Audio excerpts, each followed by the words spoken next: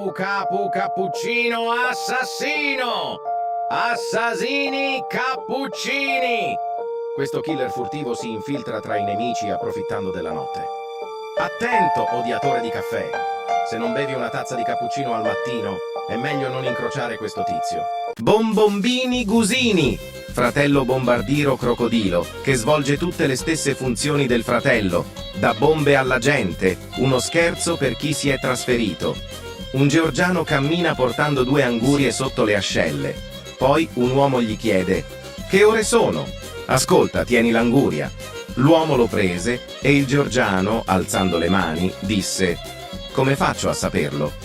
«Trallallero trallallà, porco Dio e porco Allah! Ero con il mio fottuto figlio merdardo a giocare a Fortnite, quando a un punto arriva mia nonna. Ornella lecca cappella, trulimero trulicina.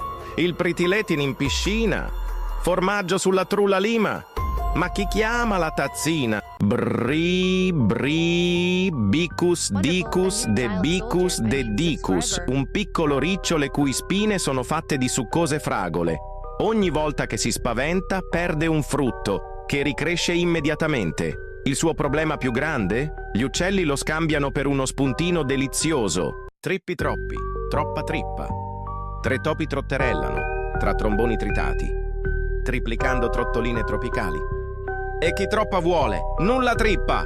Brr brr patapim, il mio cappello è pieno di slim. Nel bosco fitto e misterioso viveva un essere assai curioso, con radici intrecciate e gambe incrociate, mani sottili, braccia agitate, il suo naso lungo come un prosciutto, un po' babbuino, un po' cespugliotto.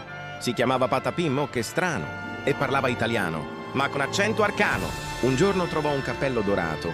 «Perfetto!» gridò. «Che bel risultato!» Ma dentro c'era Slim, il ranocchio blu, che faceva brr brr senza un perché in più. Patapim piangeva. «Mio caro cappello, ora c'è Slim, che guaio, che duello!» Saltava, rideva, si disperava, ma il ranocchio mai se ne andava. Con foglie sui gomiti e muschio sul mento, corse nel bosco spinto dal vento. Andò dal mago Tiramisù, chiedendo aiuto con un gran ciu ciu. Il mago rispose mangiando un panino: «Per togliere Slim serve un palloncino». Così Patapim, con gran confusione, soffiò nel pallone con emozione. Slim volò con un grande boom, sparendo nel cielo come un bel fungo di fumo. Ora Patapim balla nel vento. Blueberrini, octopusini, blup blup blup octopussi. Questo piccolo animale vive sul fondale marino.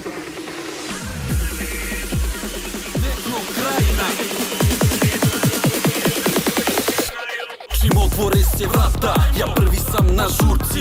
U desnoj cigara, piva u levoj ruci. Potegni povuci, skutaj ekseri tuci. Rukom u ritmu sa manjači kreću vuci. Tehno sam krajišnik. Hello to all the beautiful early heads in chat. Welcome. We will be starting in a second. I want to start us out with some Pecolino Bombardino. Starting in a couple, enjoy some proper Serbian techno, turbo folk trap. Malo drogirala, krajiški after, to je Dugino poselo. Pijemo pivu, šljivu i smrčemo belo. Cure na prelo, dođu zapjevat s nama. A majkani moji, glavuđe crne ko gavran. Pa nemoj se s nama zajebavat, jeba ga ti. Na rejvu kada vidiš Semaru, ponudi speed.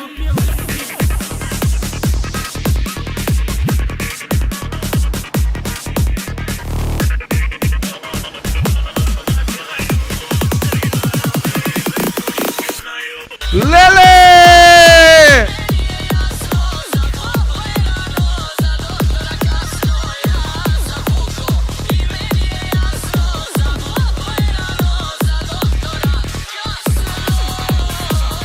Ajmo futok, teške braćurde, ja i Bertko, i sva sela južnobačkog okruga.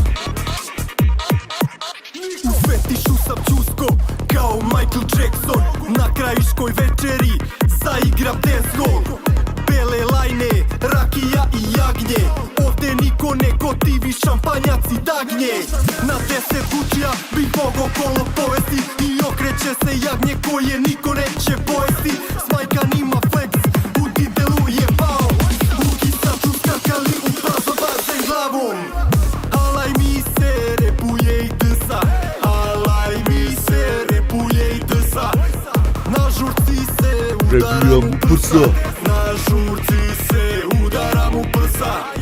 Vozim pijan kao modrovrana. Vozim pijan kao modrovrana. Nisam spavo 4-5 dana. Nisam spavo 4-5 dana. Oj sad!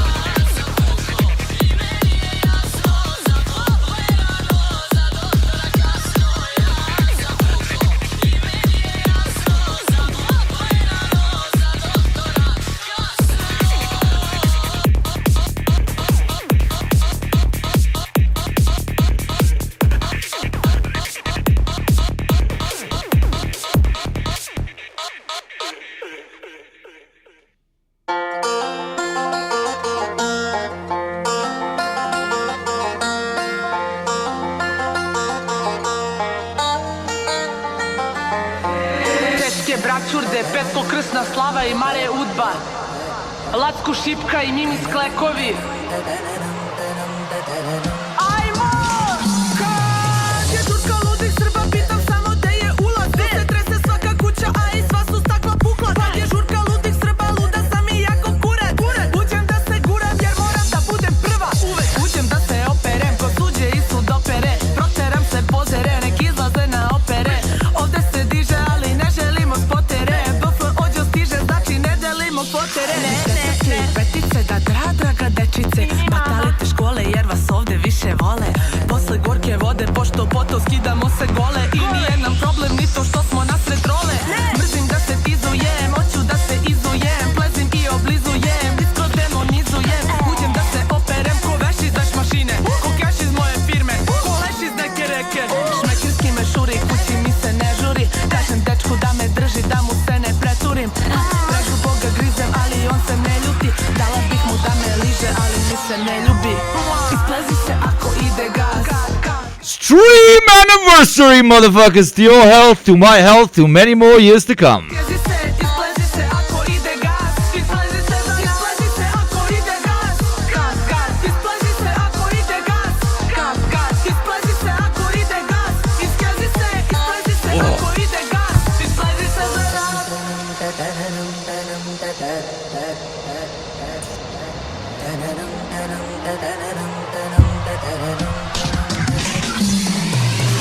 Upadamo s maskama, crni duksimarama, slajnama na tacnama, after po tuđim gajbama.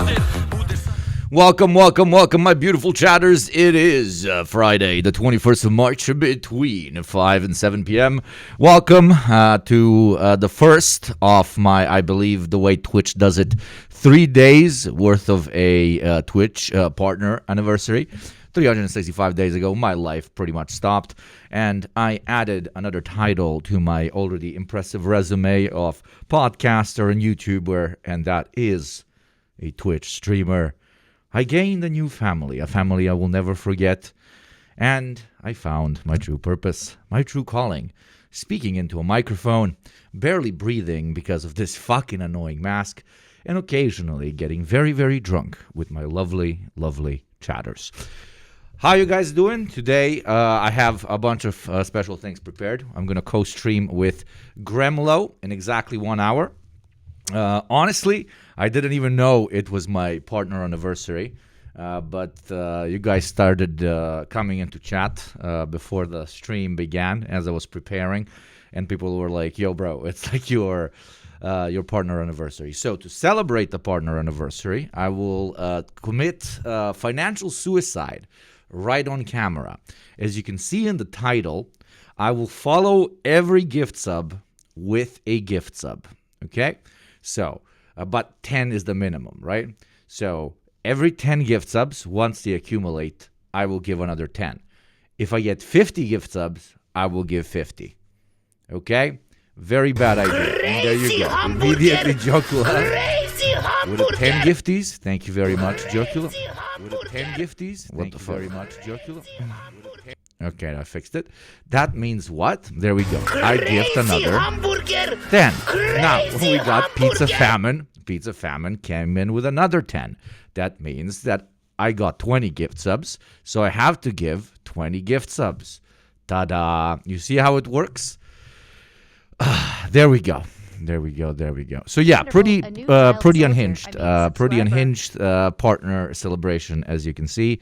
You can officially say that you sat there and watched a person commit financial suicide in 4K, all in the name of the eternal jihad against advertising. But yeah, it's been a lovely year. Thank you everyone who's been tuning in regularly, not regularly.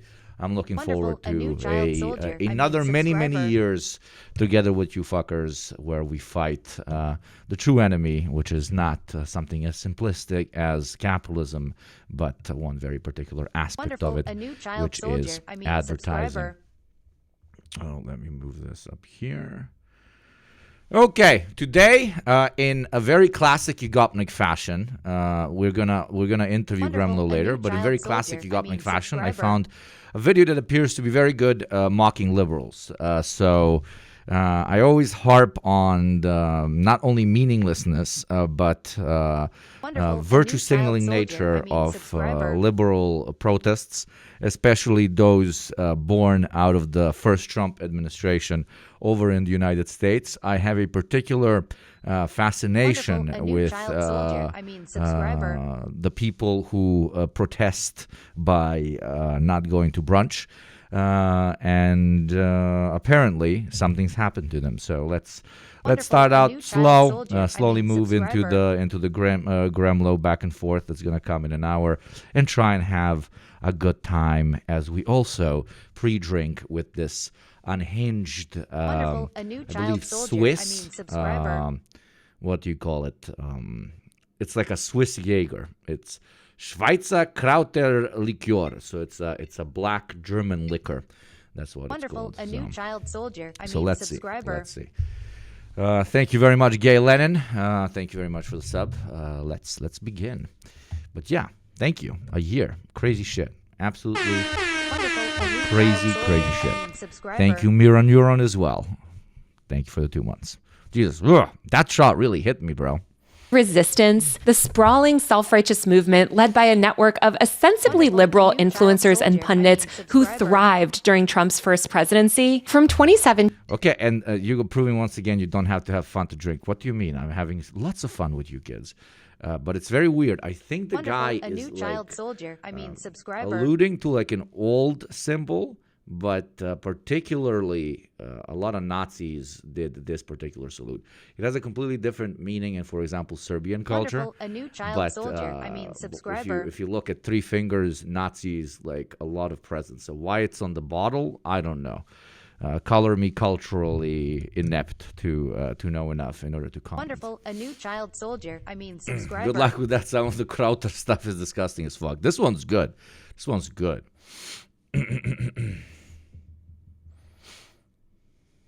To 2020, anti-Trump resistance influencers dominated the online media ecosystem. They framed themselves as defenders of democracy and fed the public's relentless thirst for Trump updates. There was Seth Abramson, who posted intricate Twitter megathreads that promised to connect Trump to 1,000 secret. Hey, Hugo recommended that video. You're starting to like me more.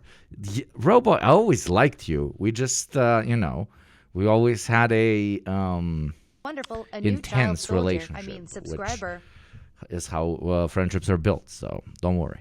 Plots. Ed and Brian Krasenstein flooded replies on Twitter with breathless Trump takedowns. You've grown on me, okay, Robo? You've grown on me, don't worry. Subscriber. Okay, I will mute these for a little bit.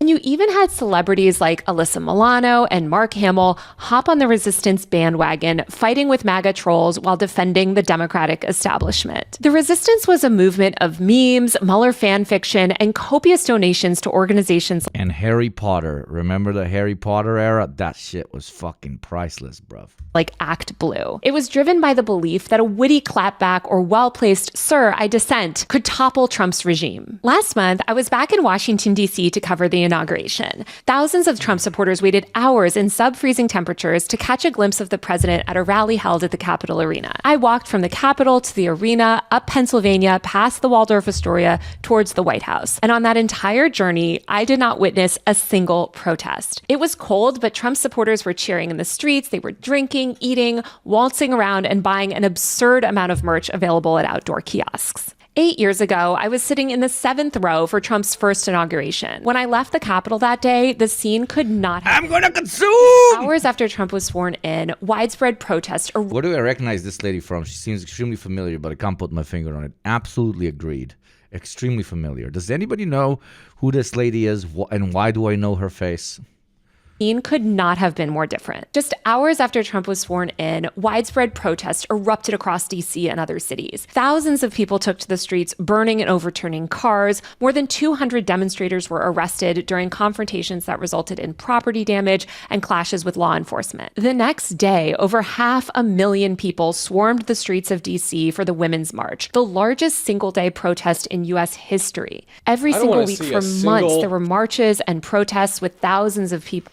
Okay, Harlan Springs, the alt-right are dressing like the radical left. What is this? This looks fun. We're going to go back to the other video, don't worry. What the fuck? What is Vasa? What? Shubda? No, I don't want that. I want this. This. I don't want to see a single Farquad comment. The alt-right are dressing like the radical left. I'm already like, what?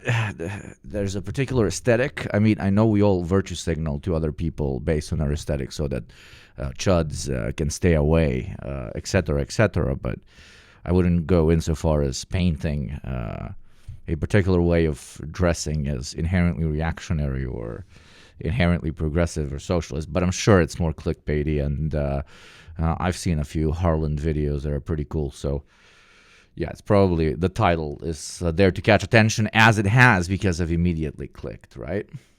Comment on this video or I'm gonna lose it.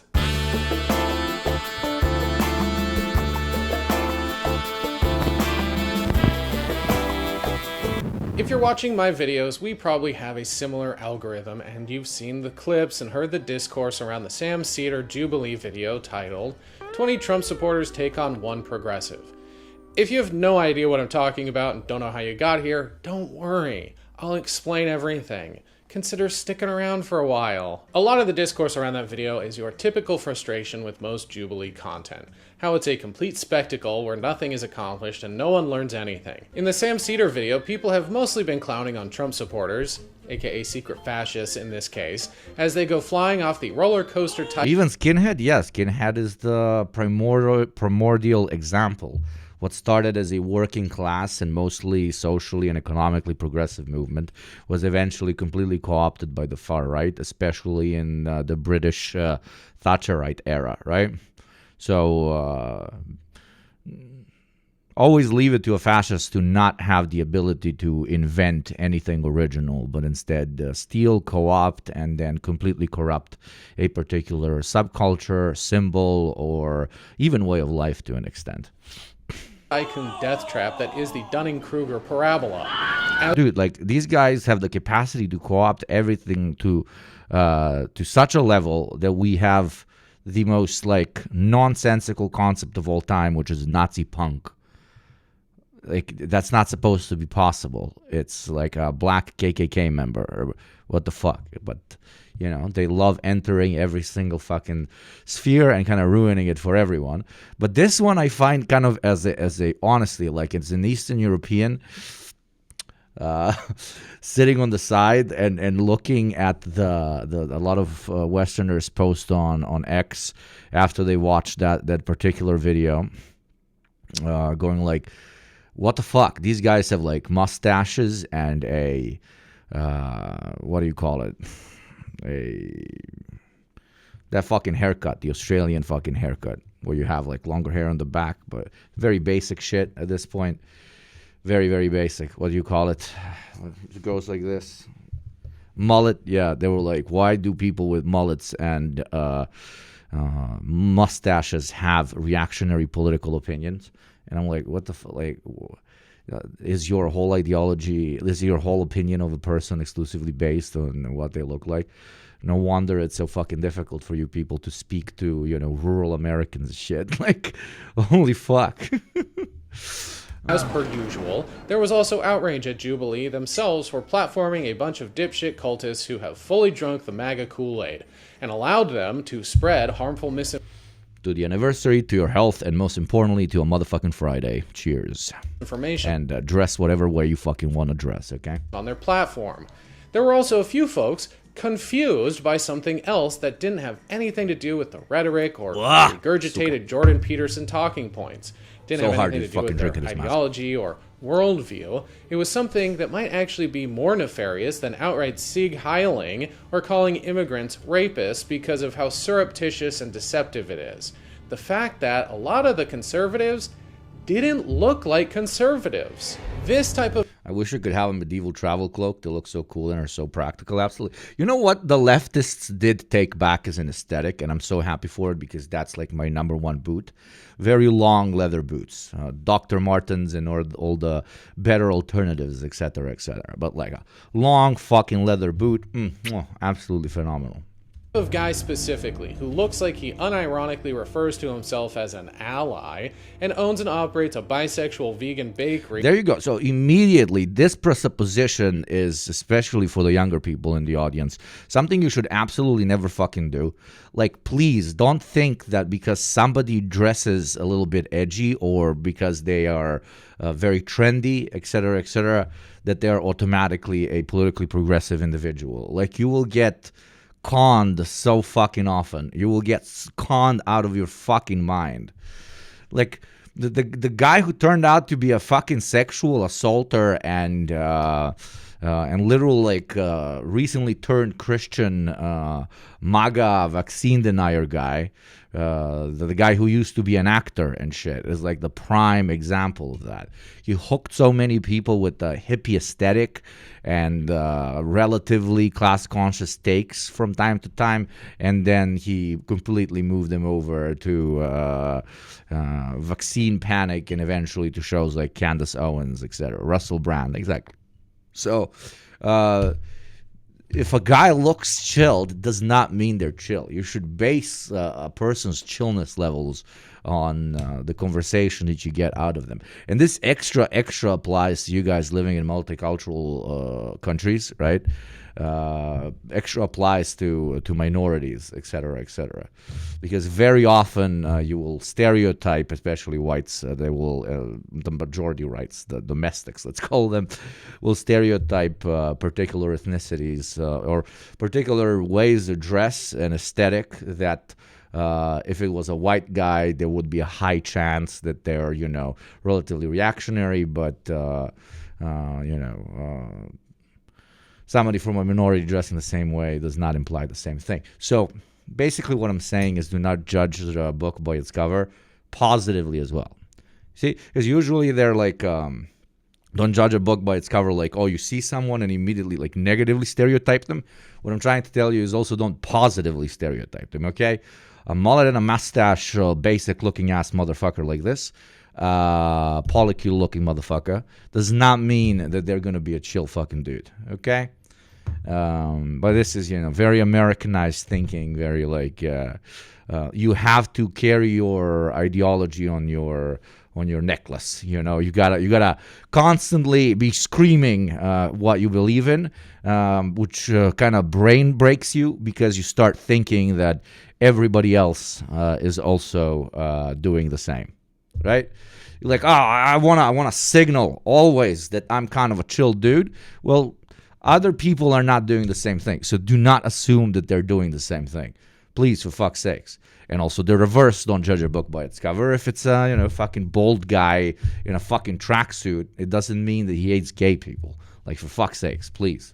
Where polycules get a discount on iced matcha that they can pay for in vintage vinyl records. Fashion is more than just buying and wearing the trendiest, most expensive designer clothes. The way we dress sometimes tells others. The intersection of pop culture and politics in the United States is wild. Absolutely, but I don't think that there's an intersection. It's one. In the United States, it's absolutely one.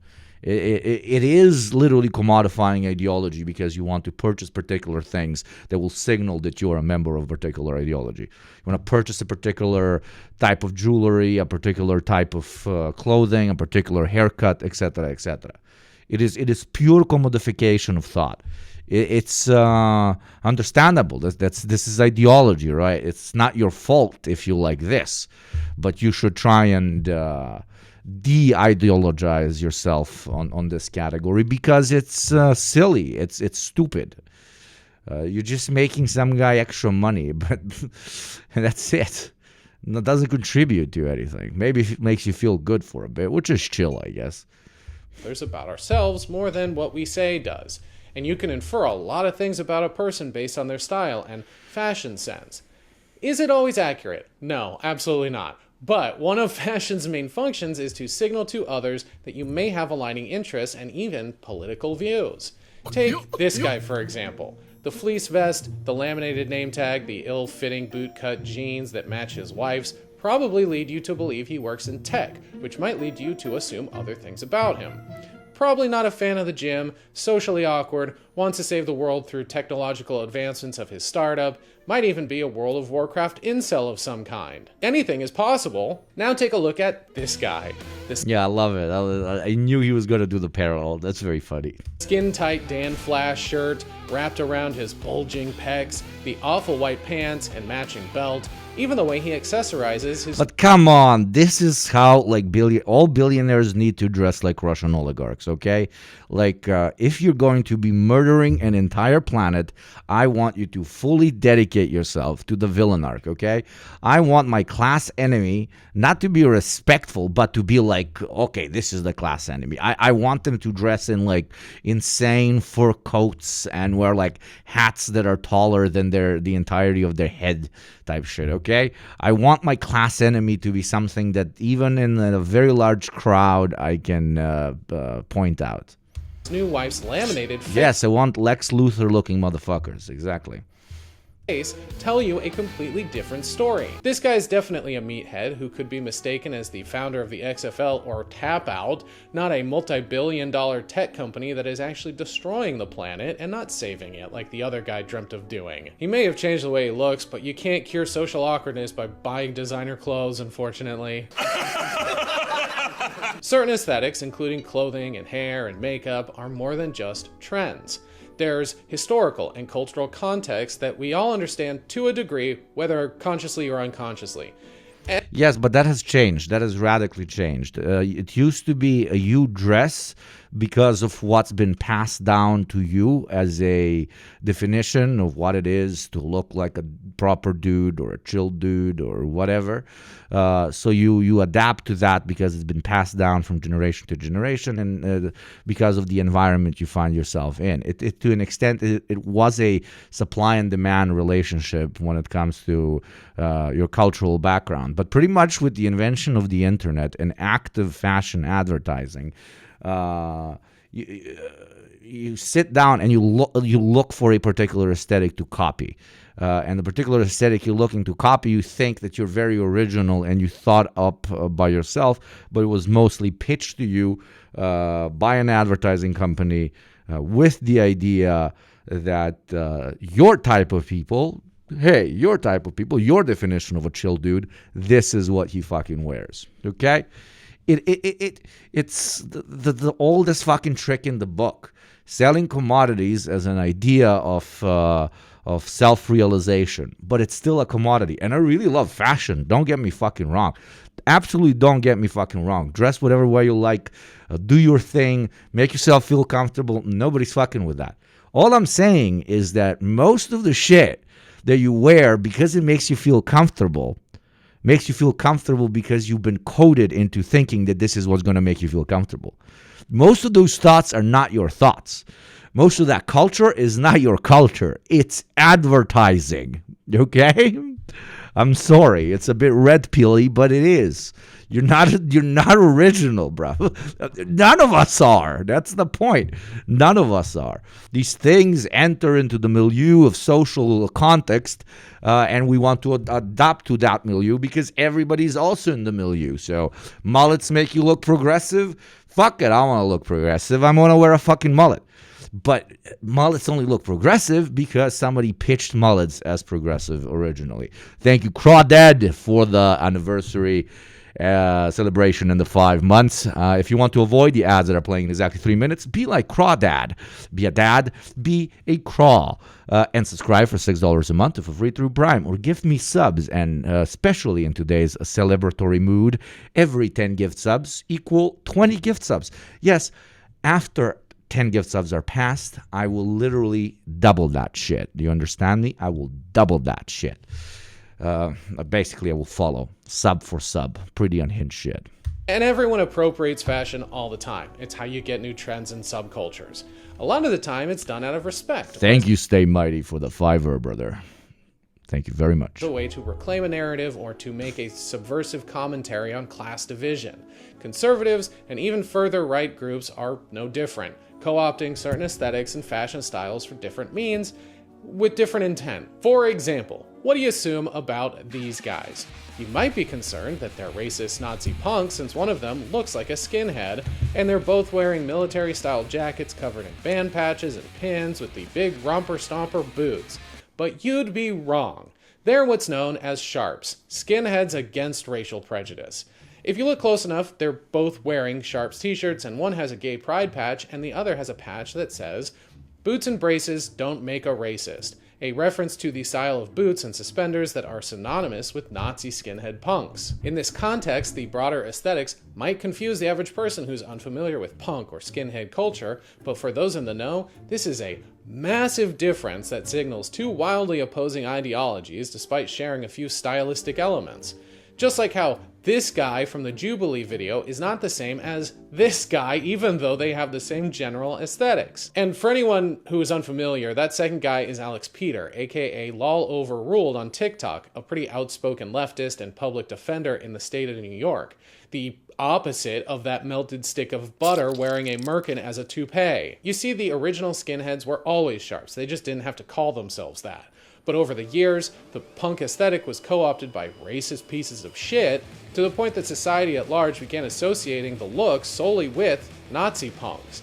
Sharps emerged as a response to fascist appropriation and have tried to reclaim the movement and the aesthetic to a certain degree. As for the Jubilee Trump supporters, people have been pointing out, well, they're basically doing the same thing. They've taken a look and appropriated it as a kind of soft rebrand, but more on that later. You can find... Okay, this is a larger conversation. You could say that it's like an active process where they want to look more approachable, the same way, for example, some socialist content creators will take on a very preppy look because they want to talk to more centrist or more reactionary people and potentially give them class consciousness to move them over. Okay, so people doing this professionally, intentionally changing their aesthetic in order to target a particular demographic, that's absolutely fine. But most people just like, especially dudes, they want to have sex. Okay? I don't know if you knew. So they dress whatever way is commonly understood by dudes in their little polycule that is going to get you laid. And le mullet and le moustache gets you that, I don't fucking know, that...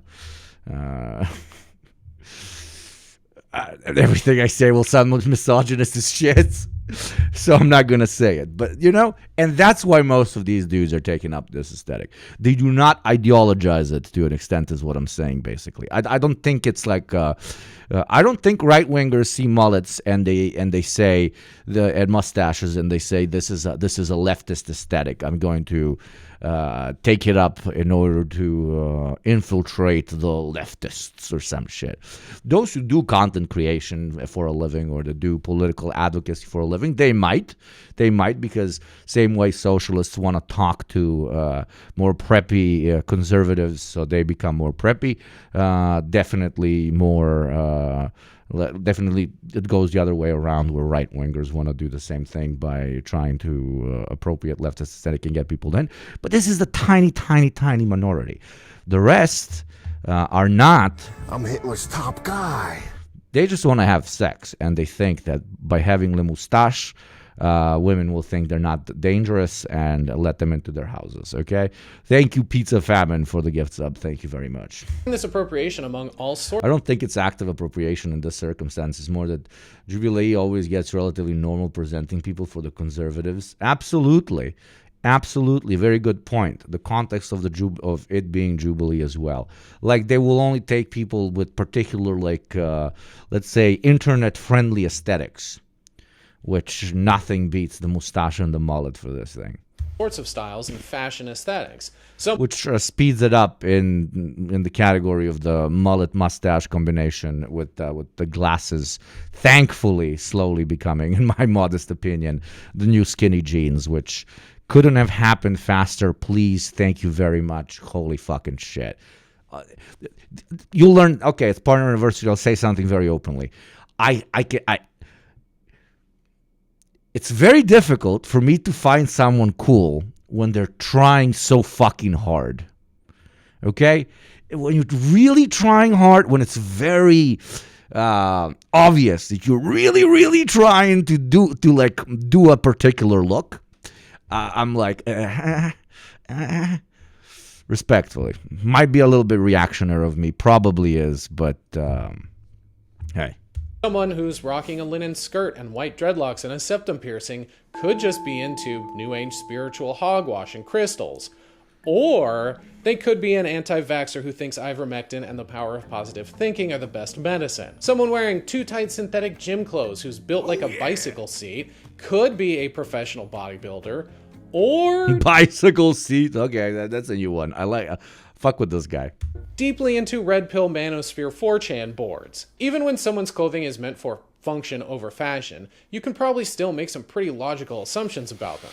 If someone is wearing $3,000 waterproof down-filled Gore-Tex ski gear, that might indicate their class, and thus their finances, and thus the industry they work in, and thus the associated priorities they might have in life. If they're wearing the... That's why me as a relatively outdoorsy person, I'm really, really noticing the outdoor aesthetic really like starting to pump off with people that want to signal wealth to an extent, because if you know you it doesn't even have to be hiking or airsoft or like you're really into exploring the forests, etc., etc.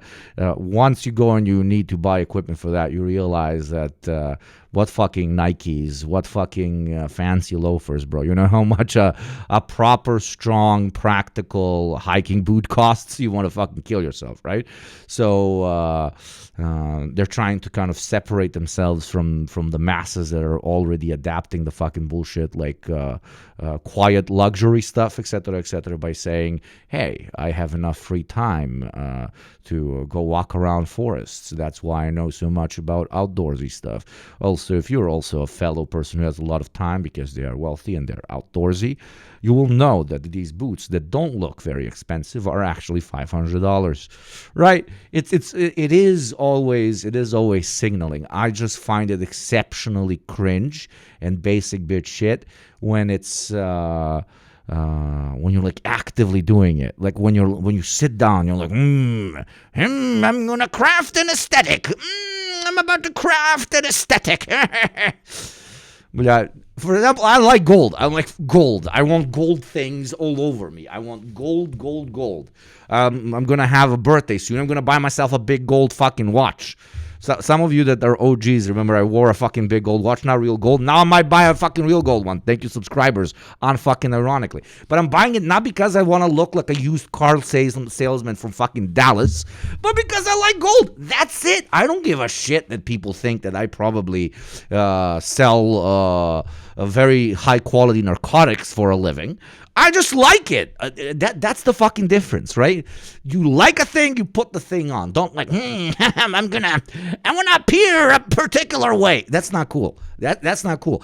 And everybody can tell from 50 fucking miles away that you're trying really hard. So don't just be like, unironically, just please be yourself. Please just be yourself. Please.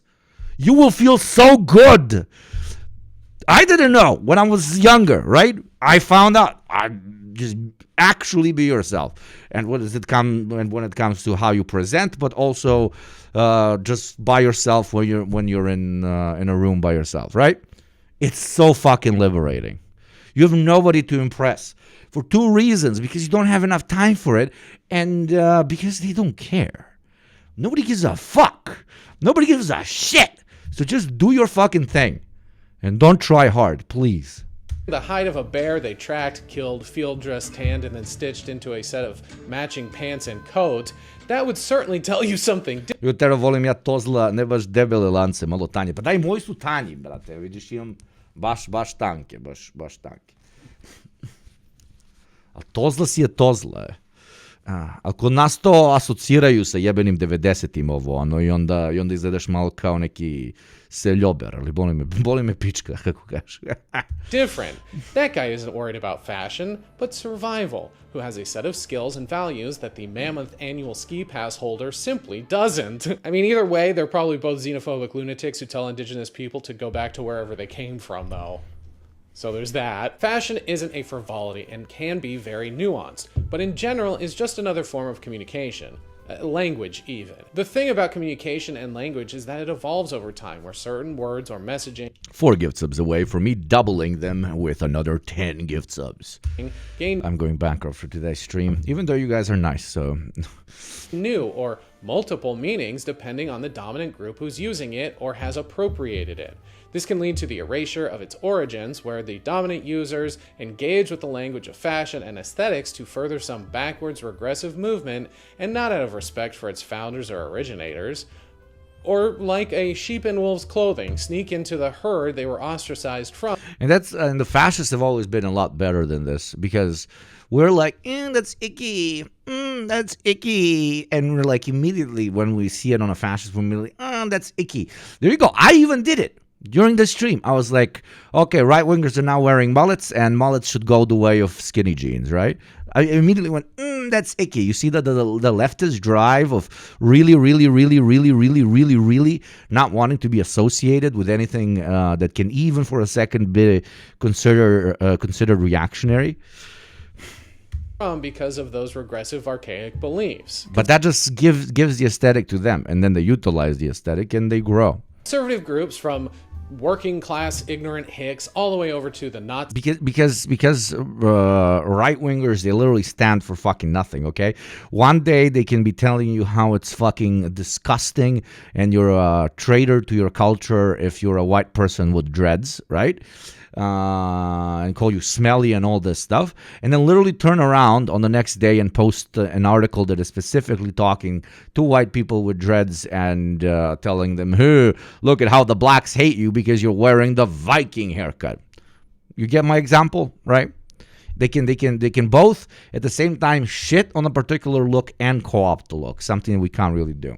Nazi youth have been appropriating the aesthetics and symbols of other cultures for hundreds of years. Those freedom-loving, gun-toting bootlickers that dress up like cowboys and sing Confederate rebel songs about owning human beings. Yeah. What if who I am is always wearing an Iron Man suit and carrying a lightsaber? Then do your thing. I will cross the street and clutch my pearls, but you're absolutely welcome to do it.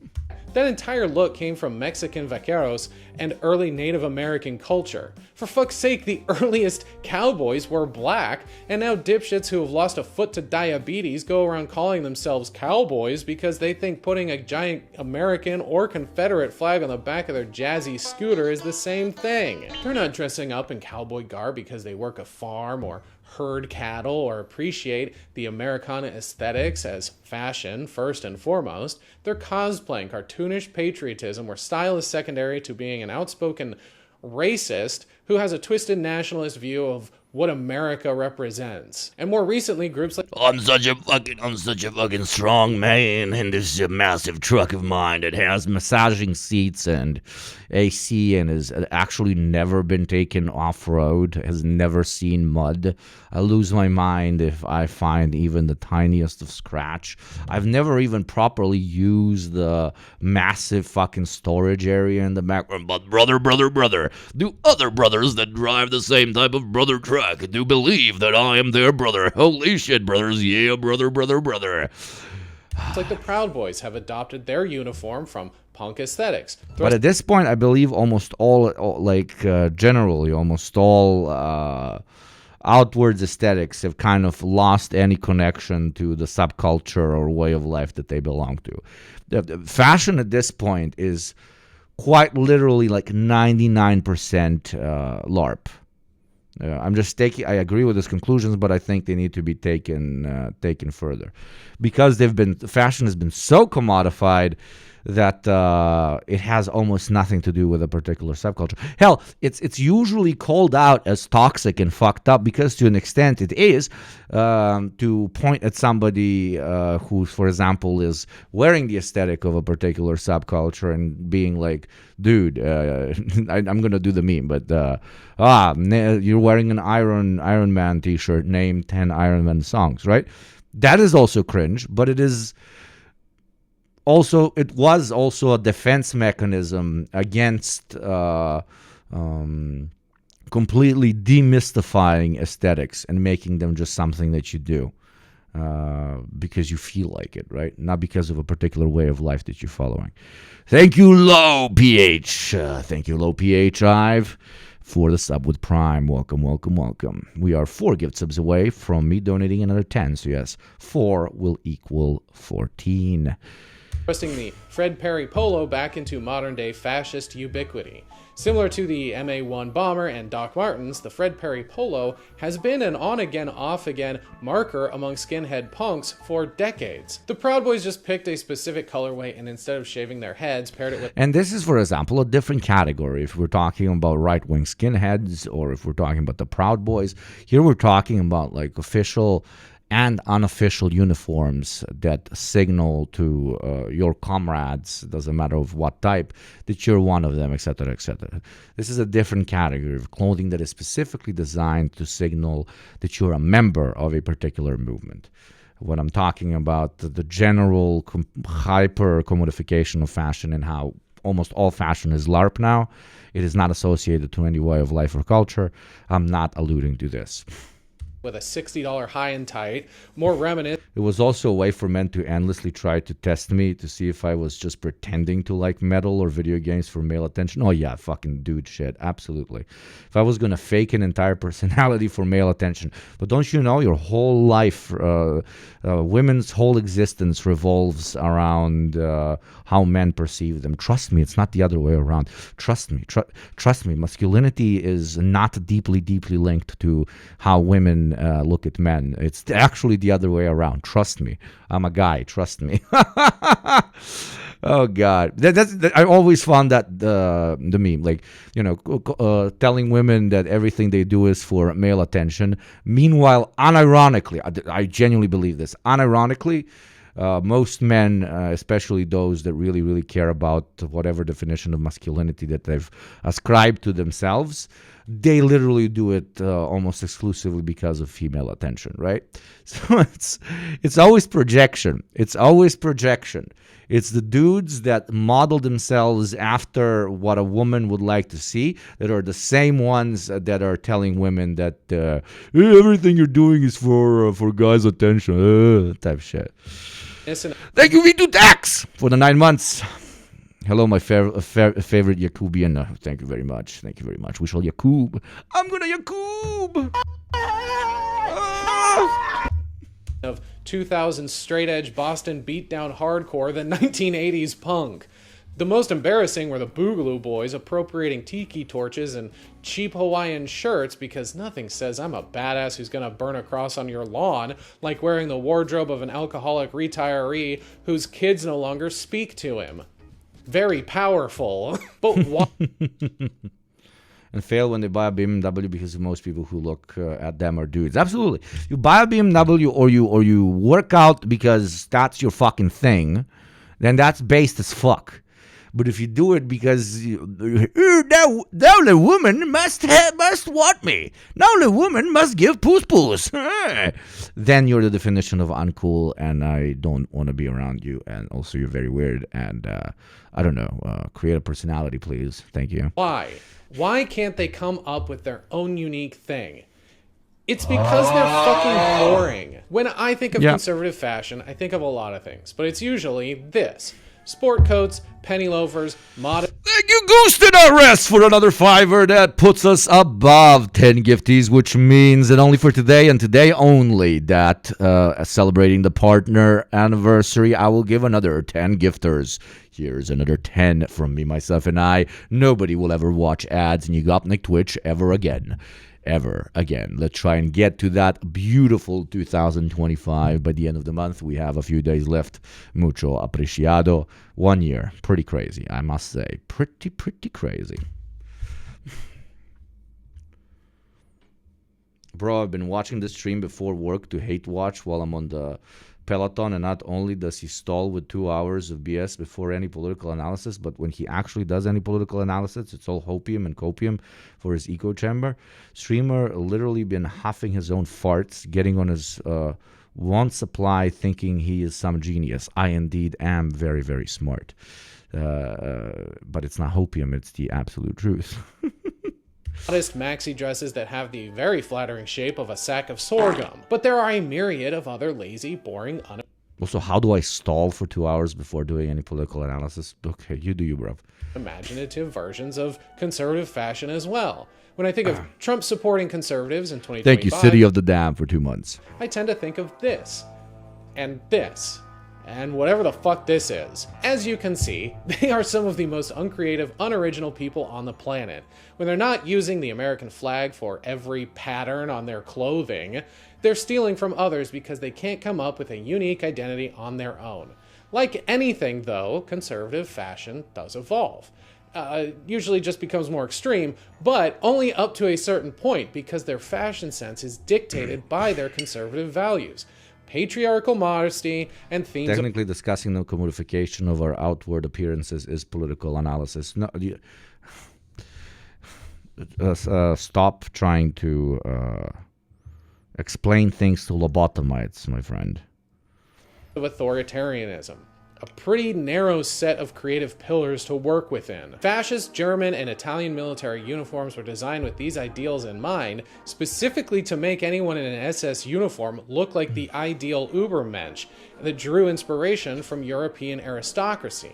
It was the ultimate power suit, a white power suit that was ironically all black. Or OG Yugopnik video.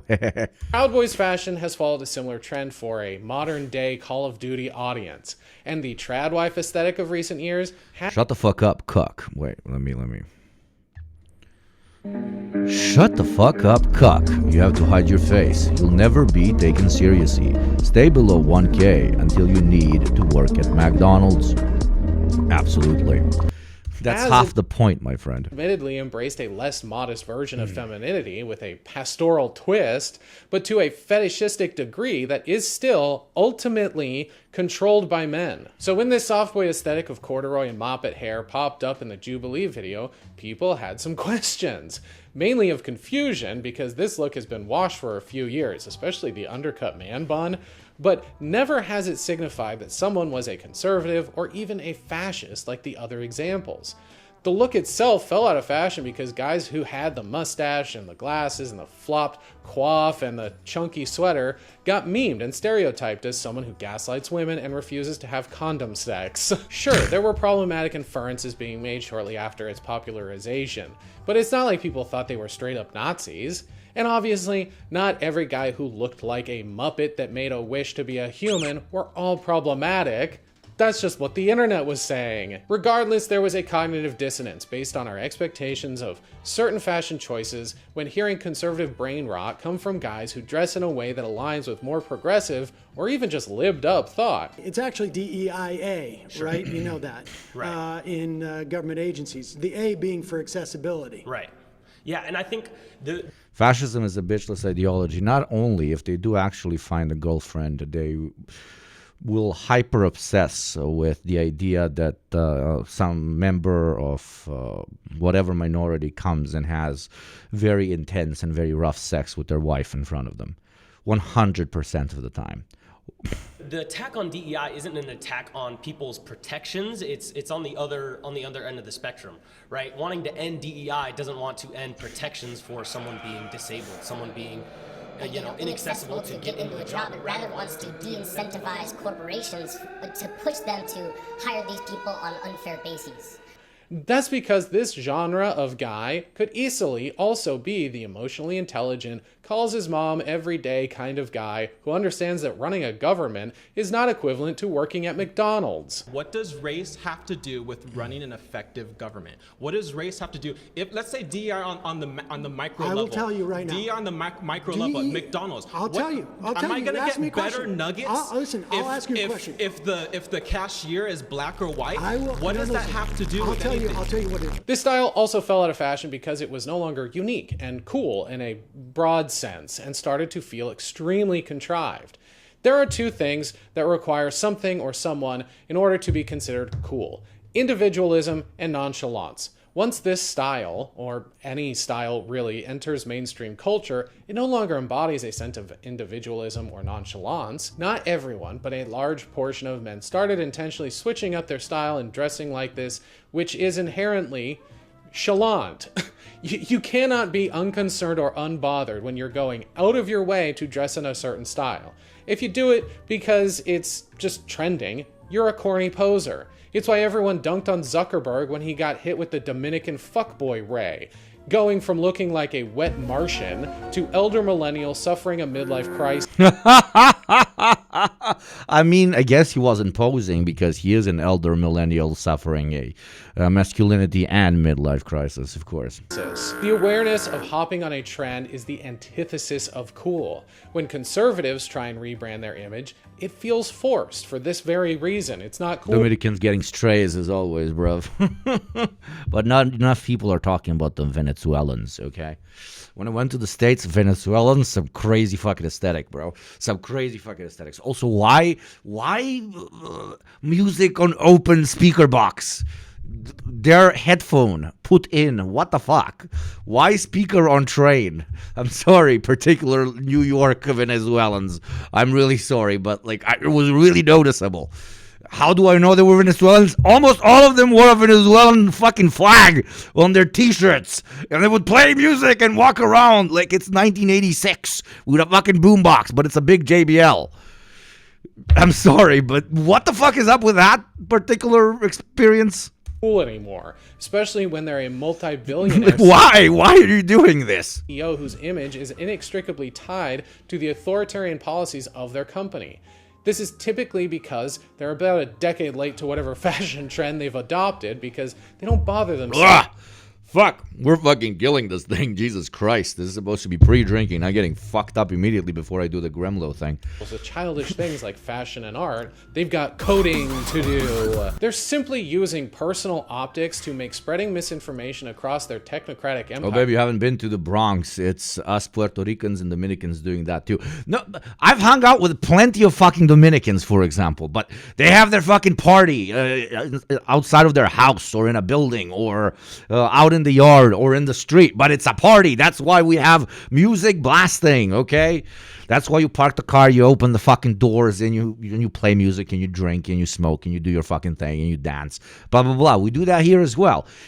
What confuses me is just, I'm going on a little stroll, like at like 11 a.m. I'm like going to work, but I'm going to play music out loud. It is fucking confusing. Though, I must admit that I kind of do the same thing, but us Slavs, what we do, which is equally fucking unhinged, when you drive, you absolutely have to lower your window a little bit, okay?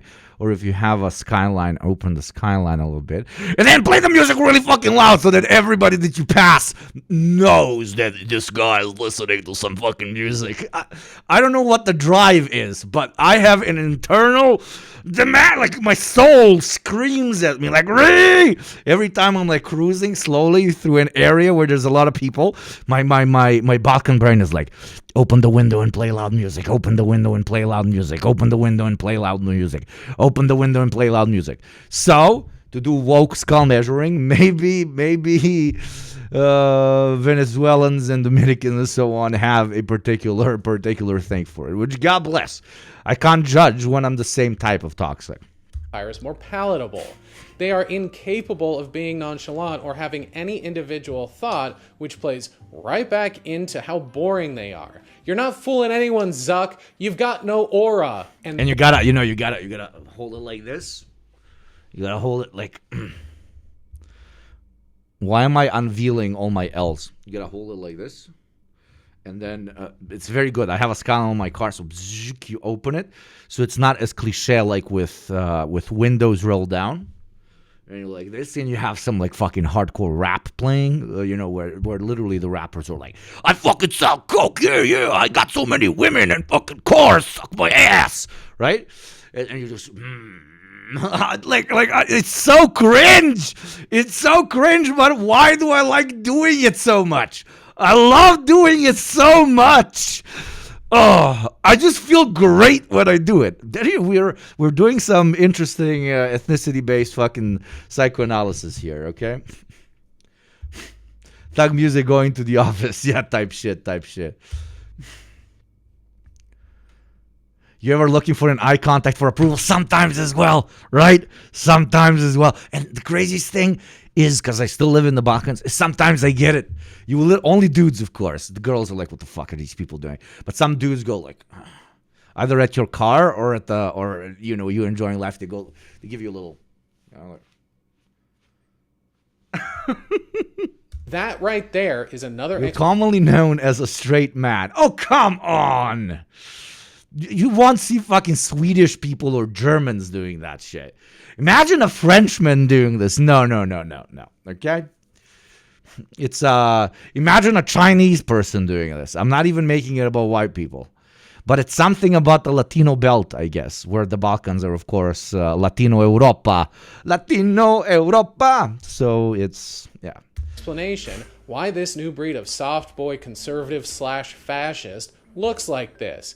It's less threatening than a tailored Schutzstaffel uniform or a form-fitting Proud Boy polo and tactical vest. It's a form of subversion and manipulation meant to put others at ease, where they're less likely to react with hostility or revulsion when they start spouting fascist nonsense. Not only that, it's because the guys who aren't conservatives or alt-right weirdos who did dress like Latino this... plus. Latin X plus. What are Bosnian Serbs and Croatians? Latin X plus.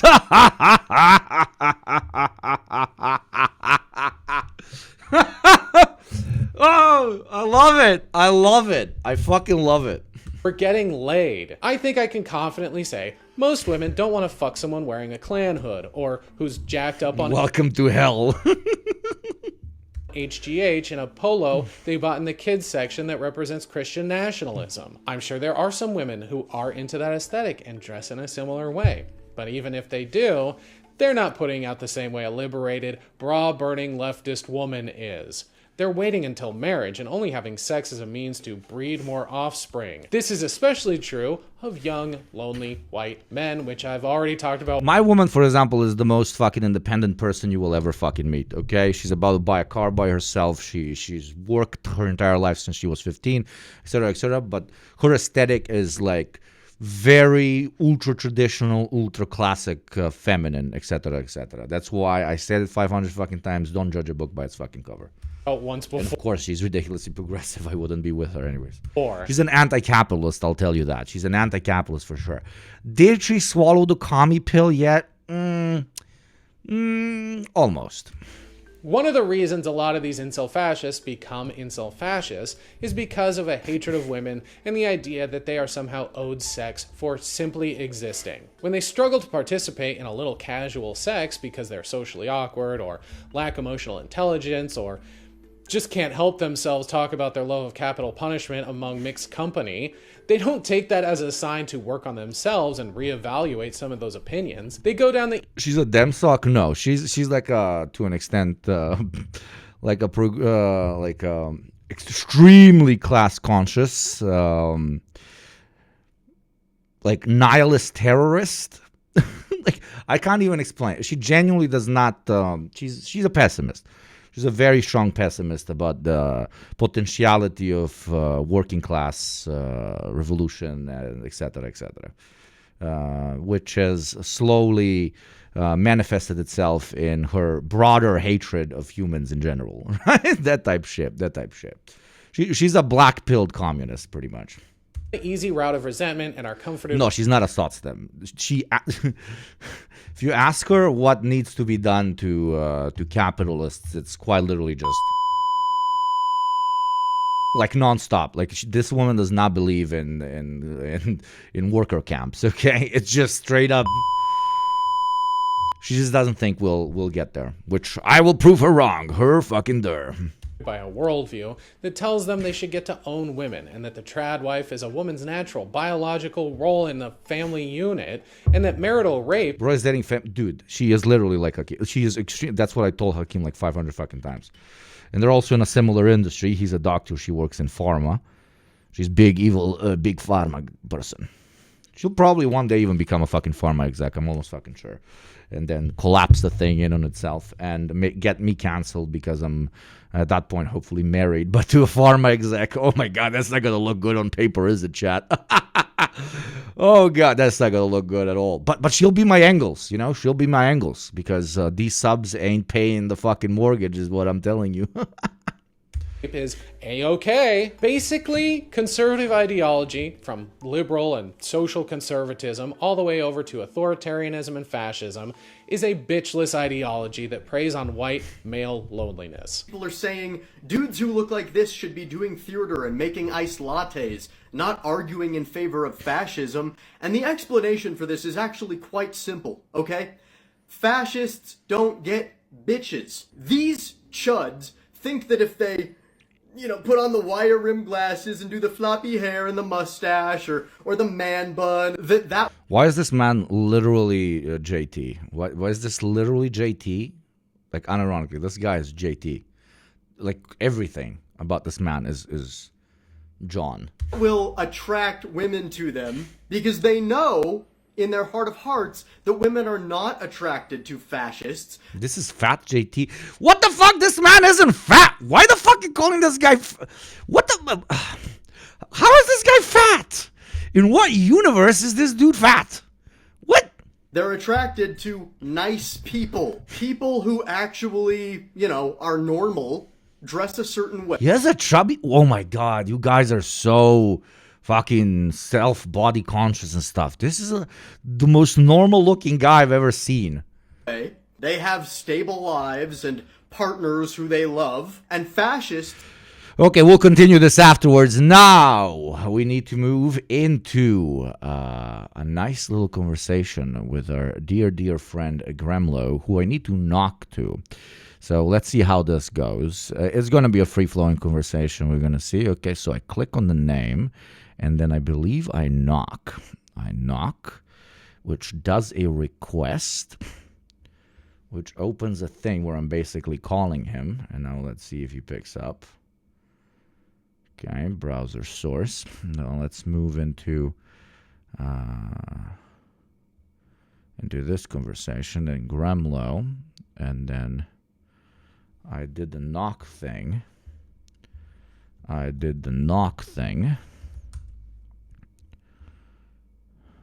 Let's see if he starts it up properly.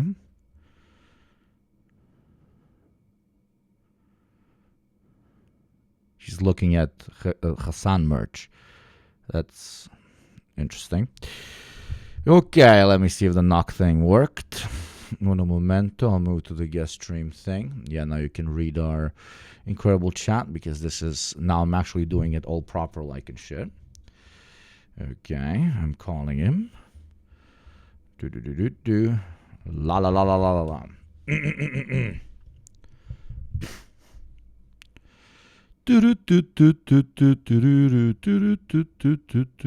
think it's his merch. Oh, that's sick as fuck if it's his merch. I love that.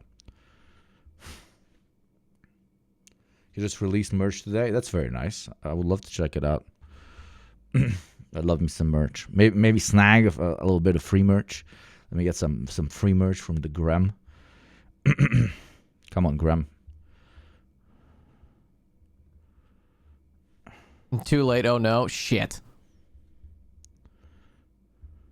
Don't support big leftists. Real. Support small leftists by subscribing.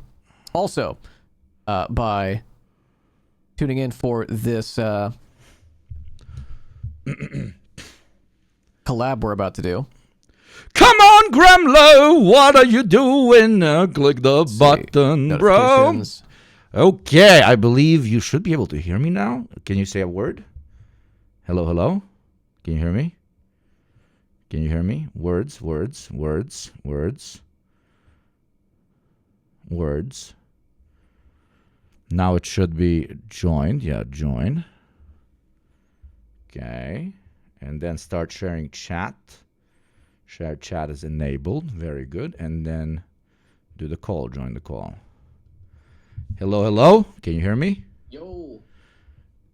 Yes, I can hear you. Okay, I'm getting a little bit weirded out because I have your Twitch open as well, so I'm seeing you on one screen, and then I'm seeing the thing on another screen for the collab thing, and now I'm seeing the Discord. But no worries. I should turn my camera on Discord, right? And that's what we're gonna put on our screens. Yeah. Yeah, phenomenal. Let me open guest stream. Oh, he's so handsome. Wait, and now I'm gonna open. Oh shit. Turn on camera. What the fuck? It's saying road? What the fuck? One moment, just give me a second. Apologies, you can enter the chat. Yeah. Hey chat, what's up?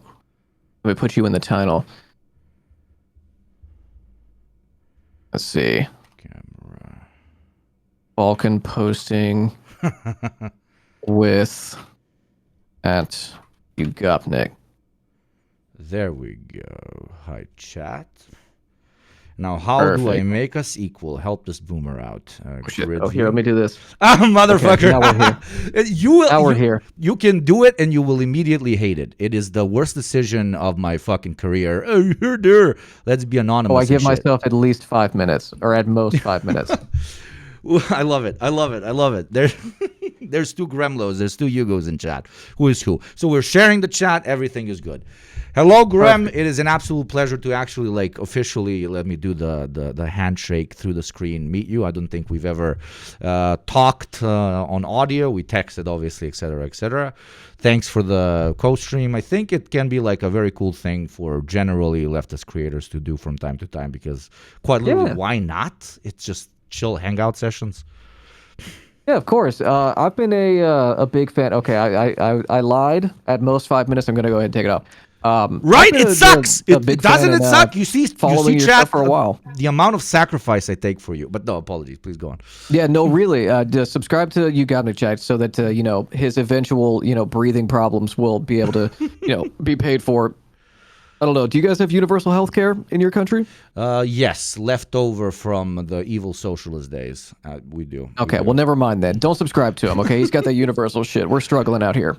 Absolutely, it's difficult when you're from this part of the world to give any sort of pitch to chat on what they need to send you money for you to use for. So I'm doing the mortgage thing because now I got a mortgage. I'm a labor aristocracy class trader. I could afford a mortgage. Yeah, pretty crazy. Owning a home.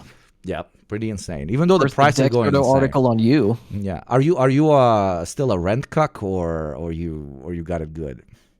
I am in a unique situation where when I was living in a broom closet with my roommate when I was like 21, and my wife now, her dad was like bequeathed some property from his wife's family whenever they died, and there was like a little shack on the corner of his property that was like destroyed hoarder's home. Mm-hmm. And the one leftover socialist policy that we have in America is the GI Bill and grants for the children of military families to go to college. Okay. And because my wife was like a good student, she got a bunch of scholarships anyway, basically full ride. And we just used those stipends that the government was sending her to go to college to remodel this home. So I don't have rent or a mortgage. We're just living in this. Yeah. Oh, it's great. I'm very lucky. So I called you a potential rent cuck. Now you need to turn around and call me a mortgage cuck. There we go. Yes, mortgage cuck. I mean, I don't know. Like, it's very privileged, but I don't know like if this would fall into anything other than just got really lucky. Because like, of course, we technically own it, but it's also not worth a lot. I'd get maybe $60,000 out of this shack. Dude, and even if it was, you're not like, we're not lifestylists, as it's called. You shouldn't feel bad of from having an affordable, chill place to live in, or even a semi-luxurious one, etc., etc. Yeah, of course. Hassan spiel, etc., etc. Yeah. Socialism, not a poverty cult, and all that. Absolutely. So, did you drop merch? I saw something about a merch drop. That's very nice. Yeah, we did the corporate pizza party merch line. That's a community member did the art for. Have you ever seen They Live, the John Carpenter movie? Yes. Yeah, we have a reference to it on the back. Oh my God, sick!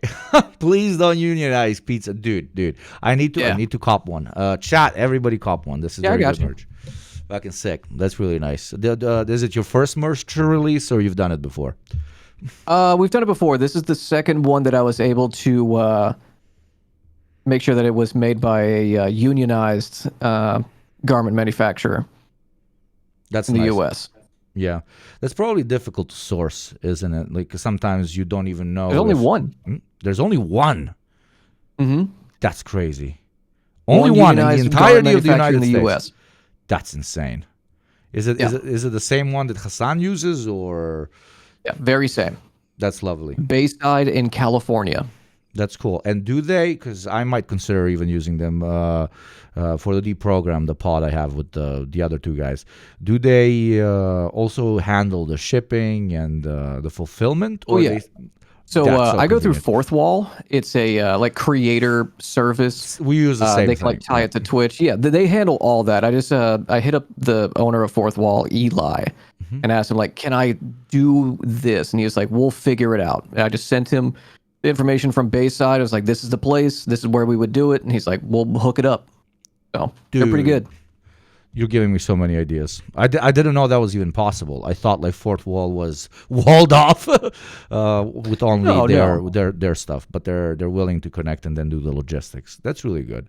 But do they charge you out of your ass? Fourth Wall, Eli, he's a Carter fan. I don't know if you know who Carter is, but he's like a old school Twitch head. Yeah, he knows him. He like watches Left Twitch, so he knows like what we're about, and he was super down to help out. That's really nice. And it kind of leads us into the conversation that I was having with chat right before we joined. We watched a video on how everybody's surprised that dudes that have mullets and mustaches can also be right wing. And, you know, it spiraled into the whole, like, dude, like, do you usually, chat, I don't know if you know, but you need to talk to a person to realize what they're all about and not just be like, oh my God, I am definitely having sex with you because a particular stereotypical appearance that you have equally signals that you are actually that person. Were you surprised by just how many hot takes there are on this? Because I'm kind of like, why are there any hot takes on this?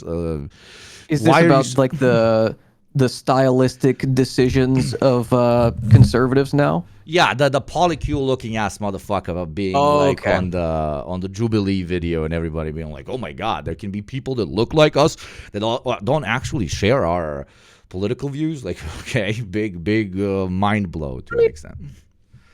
Coming from where I'm from in the U.S., conservatives have always looked like that. Like you describe mustache and mullet, and you describe most of the people I went to high school with. That's what all the dudes who were, you know, flying Confederate flags on the back of their pickup trucks were wearing. But fashion is cyclical, and just because someone has a certain style that matched one that would be considered liberal, like Matt Walsh looks like a barista in 2012. 2012 if you hipster. Just take a snapshot of Matt Walsh.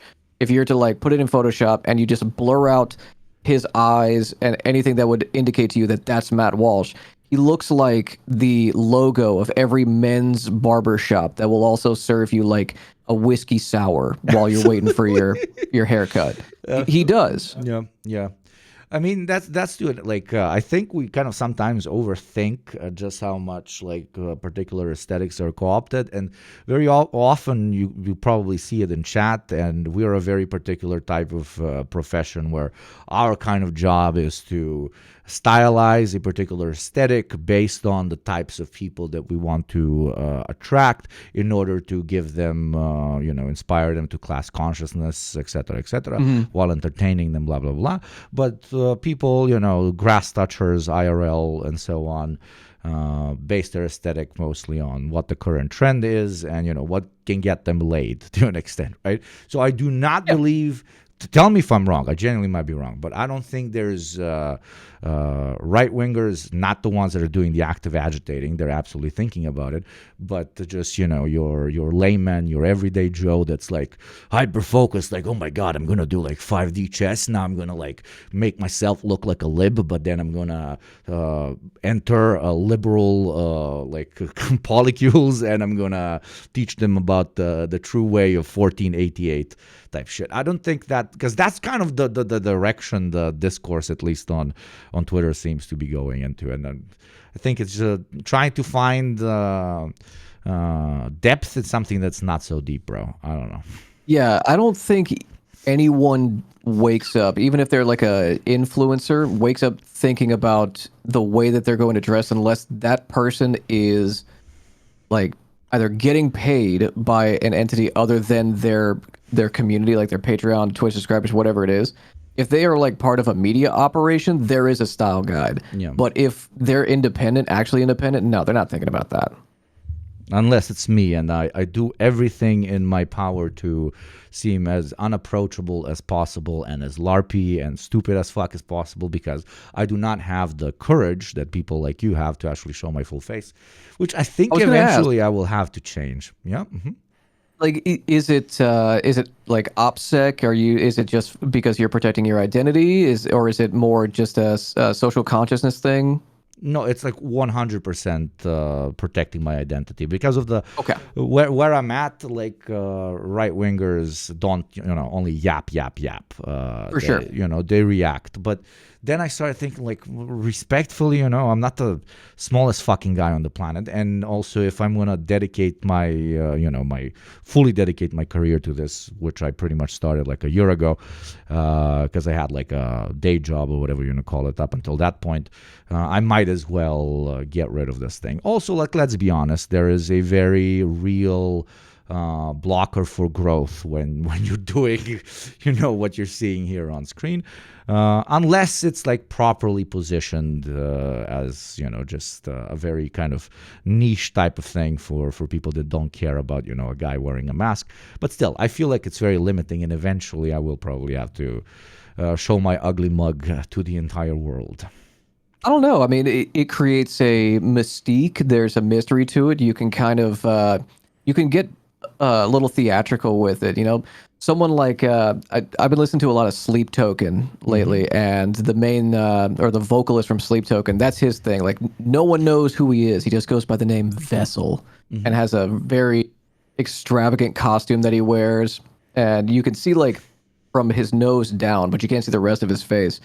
And that creates like a alluring aspect of it. You could get a little theatrical with it and have different get-ups. True. I just gotta decide, I guess, because if I continue with this look for another like year or two, then this is gonna be the look. And if I do face reveal, etc., then I will lose the at least aesthetic recognizability, right?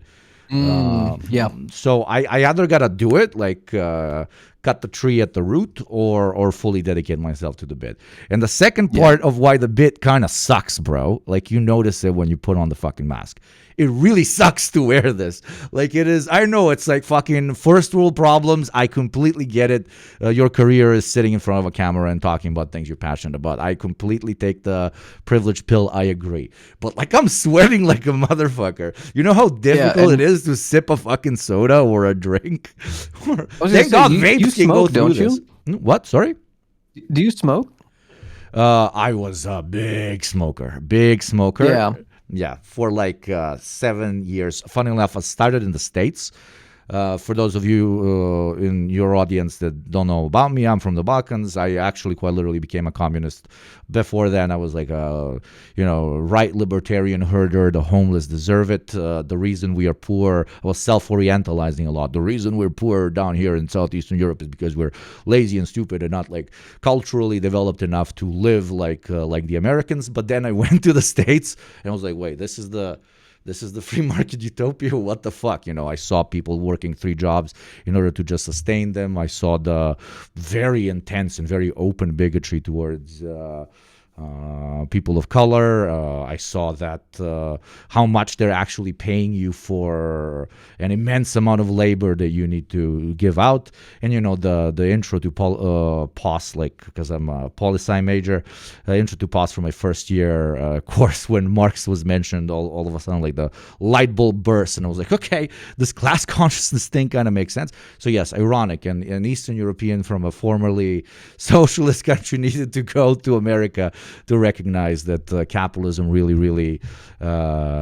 wasn't it. But the reason I'm giving the context was connected to your question. I started also smoking in the States, which is insane. Like, Balkan people start smoking when we're fucking 12. I don't know how it is in Louisiana. Louisiana is giving me early. What? It's because Louisiana is giving me so much Balkan just vibes, like, in general, when it comes to the. But okay, are you a smoker? I started late at 18, but most of my friends have been smokers since 14, 15. I started at 14. Wow, impressive. And Yeah. are you still puffing that F slur, as the British would say? No, I was doing good for like 6 months, quitting the vapes. I've been off cigarettes I'm 32, about to be 33, so probably like 5, 6 years I was off cigarettes and on the vapes. And I started 6 months before October of 2023, and I was off it. I was on nicotine gum, and October 7th got me back on vaping because another the victim of coverage Hamas. was so relentless. Yeah, like Hamas got me back on the vapes. It sucks. But yeah, I mean, I'll get off of it again eventually. But the stress, like I got a Zyn packed right now, but I also do the vape just because like it's not enough. I need more nicotine, and it's the oral and hand fixation. I gotta like do something with my hands. Like I'm playing with cards right now to keep my hands occupied. That's But the yeah, hard. I mean, like we start early, like you said. It's interesting that you mentioned that your experience in America is what like radicalized you, because I have a lot of friends in Europe that got super capitalism pilled by coming to America because of big truck, big building, big everything, Big Mac.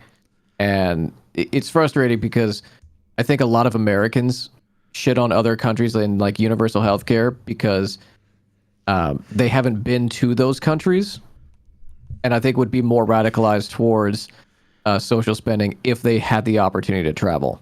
Absolutely. And I thought a lot about this because I also talked to a lot of people that especially go from relatively impoverished, what people would call second world or third world countries, and they go to the United States and they literally start like hardcore, like even borderline violent, start using borderline violent language when it comes to poor people in the States, because they're like, dude, I came from fucking nothing. I built something.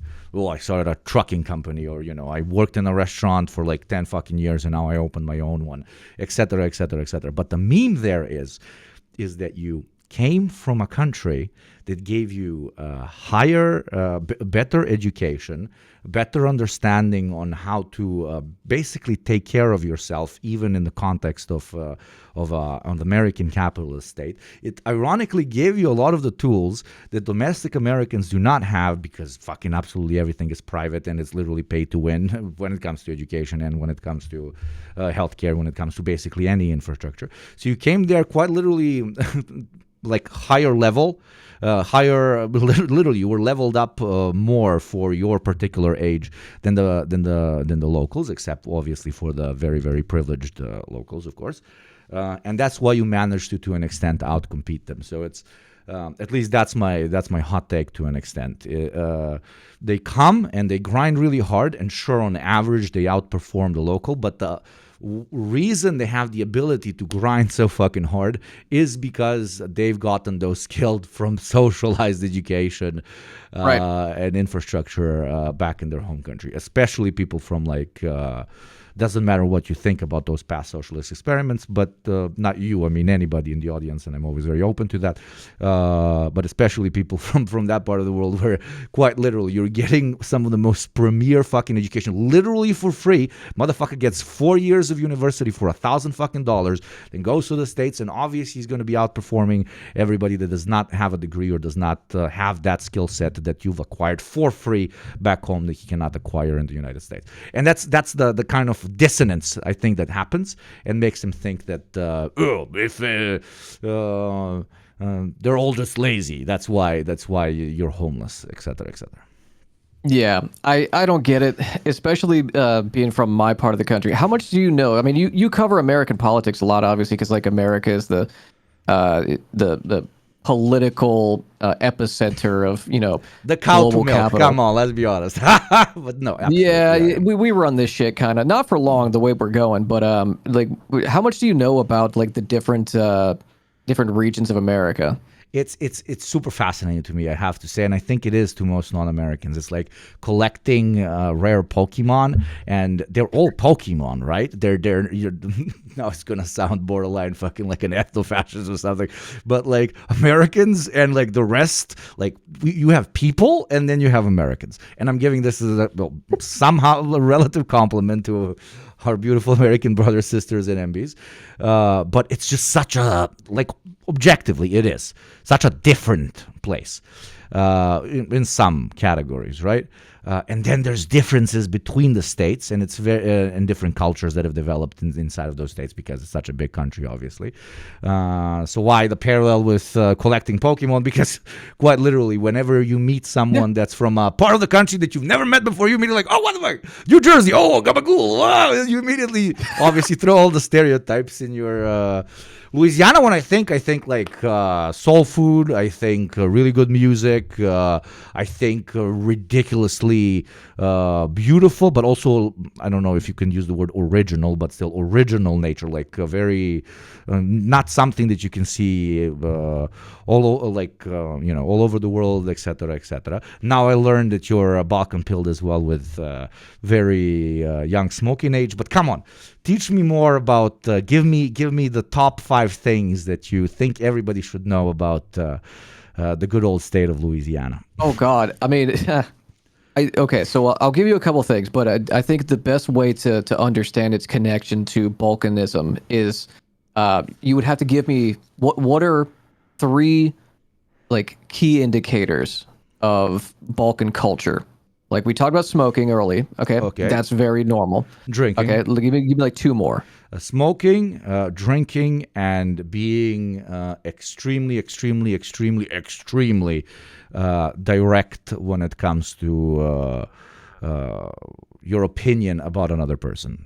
Like me, for example. Okay, I really like you. I think you're very diverge. charismatic, and I think you're doing great work and that type of shit, right?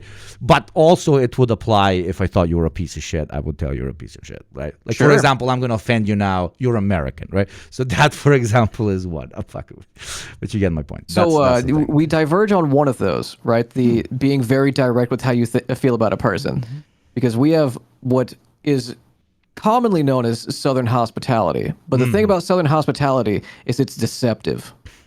Someone will be like super sweet to you, but it's only to gather information to talk shit about you. We love gossiping. I might have rushed the gun on how direct we are because there is a very specific, let's call it subculture of just babushkas, like older ladies that maximize, min-max signaling that they are, we're very kind, very loving, they're all the time in front of the, big commie block, and they're like, oh, hi, how you doing, etc., etc. But the second you pass by, they're immediately like, fucking whore, fucking, Yes, that type of shit. that's So it. that, it still can be paralleled, yeah. Do the babushkas play cards with each other? Sometimes. Do they gather and drink coffee or tea and play cards? Absolutely, or eat semichki and stuff. Yeah. Yes. They play Bure is the card game that we have here. It's kind of like Rummy if you have that. It's similar to Baylot. Yeah. Oh my God. Okay, so we got 3 out of 3 to an extent. Perfect. The third halfway through. As far as things like people should be aware of in Louisiana, I mean, I made a video about Angola, which is the largest maximum security prison in Louisiana.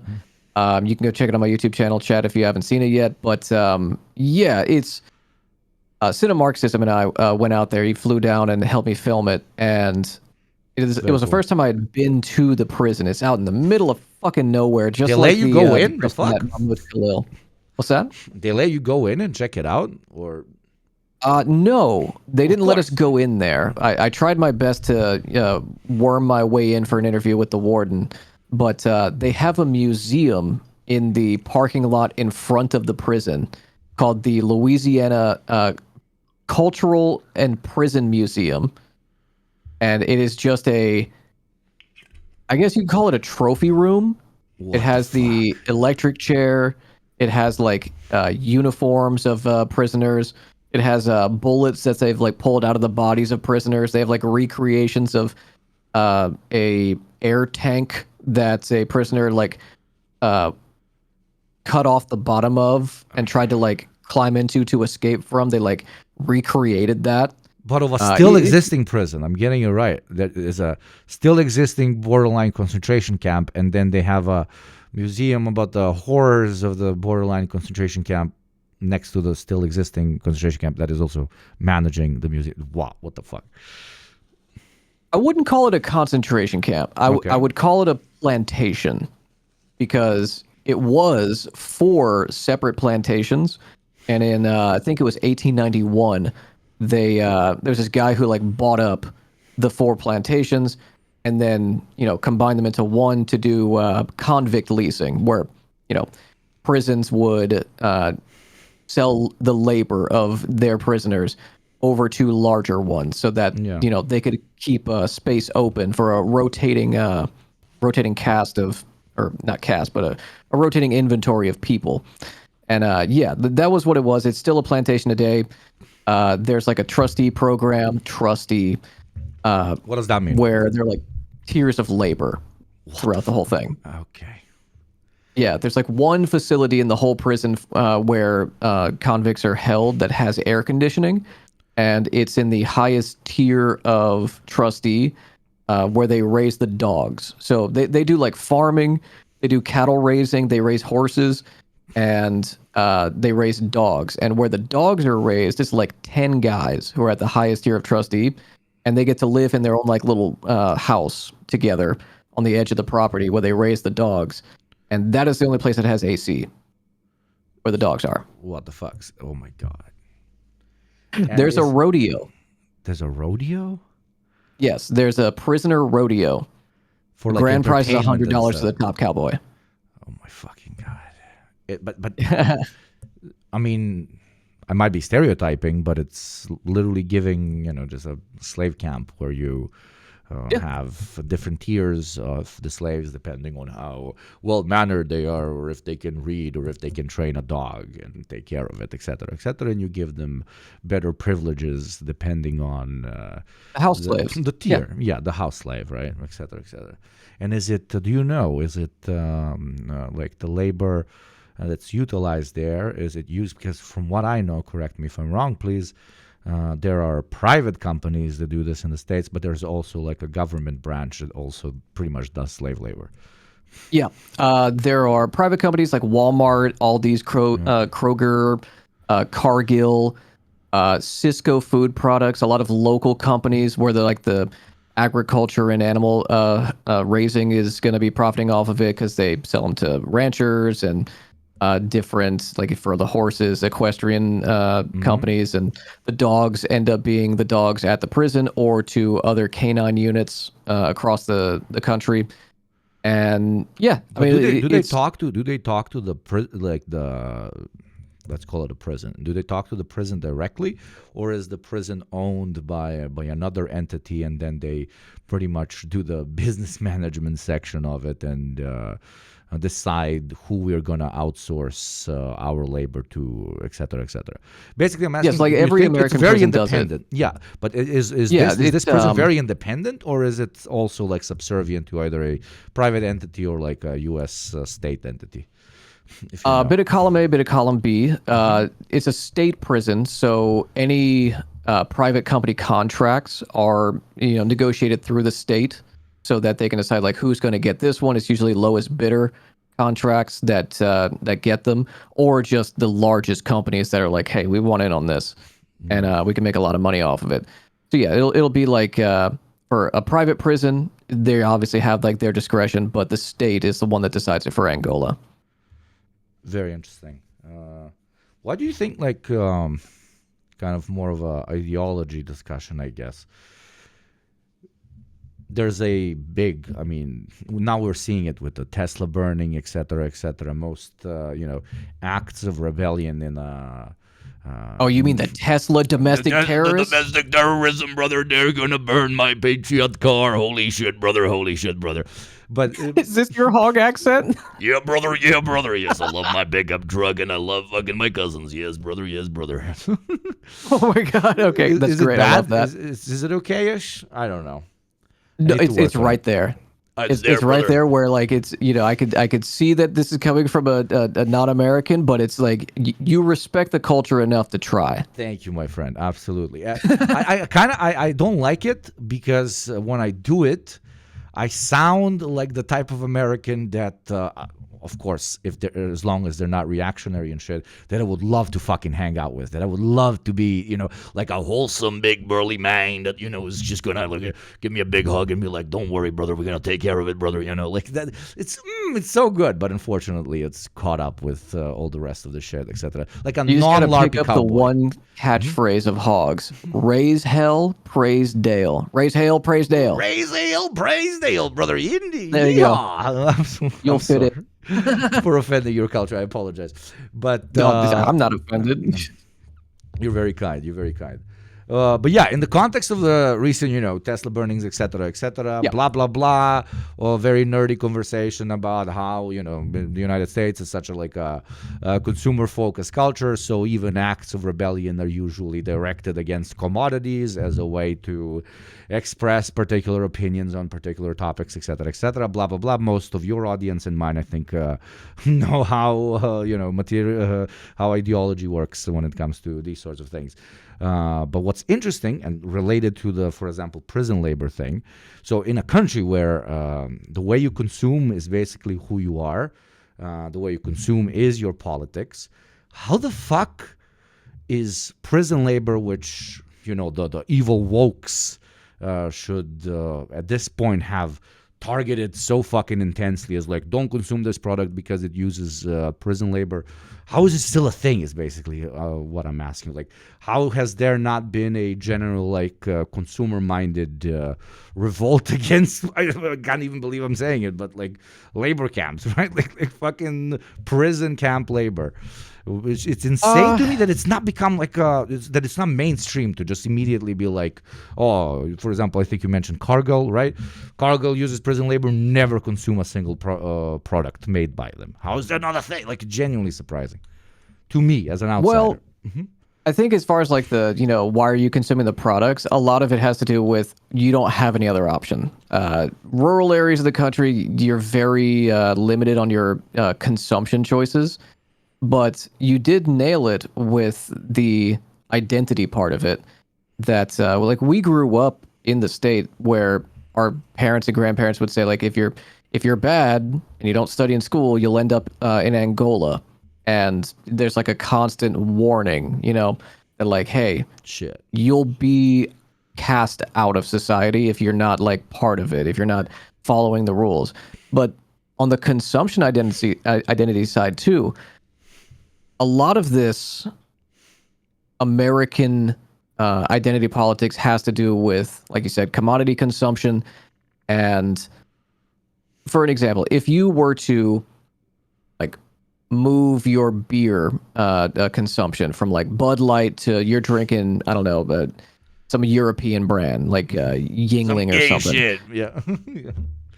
Then those in your social circles would like look at you as, if you're from like ones that I grew up in, well, now you're like a fruity boy. Oh, what are you, too good for us? That's very heavily associated with like your entire identity. But when it comes to prison labor, once you have that identifier put on you, that's it. You are that. Yeah. And no one ever thinks that there's like circumstances that led you to it. We're not taught about like material conditions or like a materialist analysis of like, okay, well, like people are a product of their conditions, and you know, some of those conditions are forced upon them outside of like choices that they make. No one's taught these things. These things are discouraged. And once you have criminal, you know, homeless, terrorist, you know, vagrant on you, that's it. That's all you'll ever be.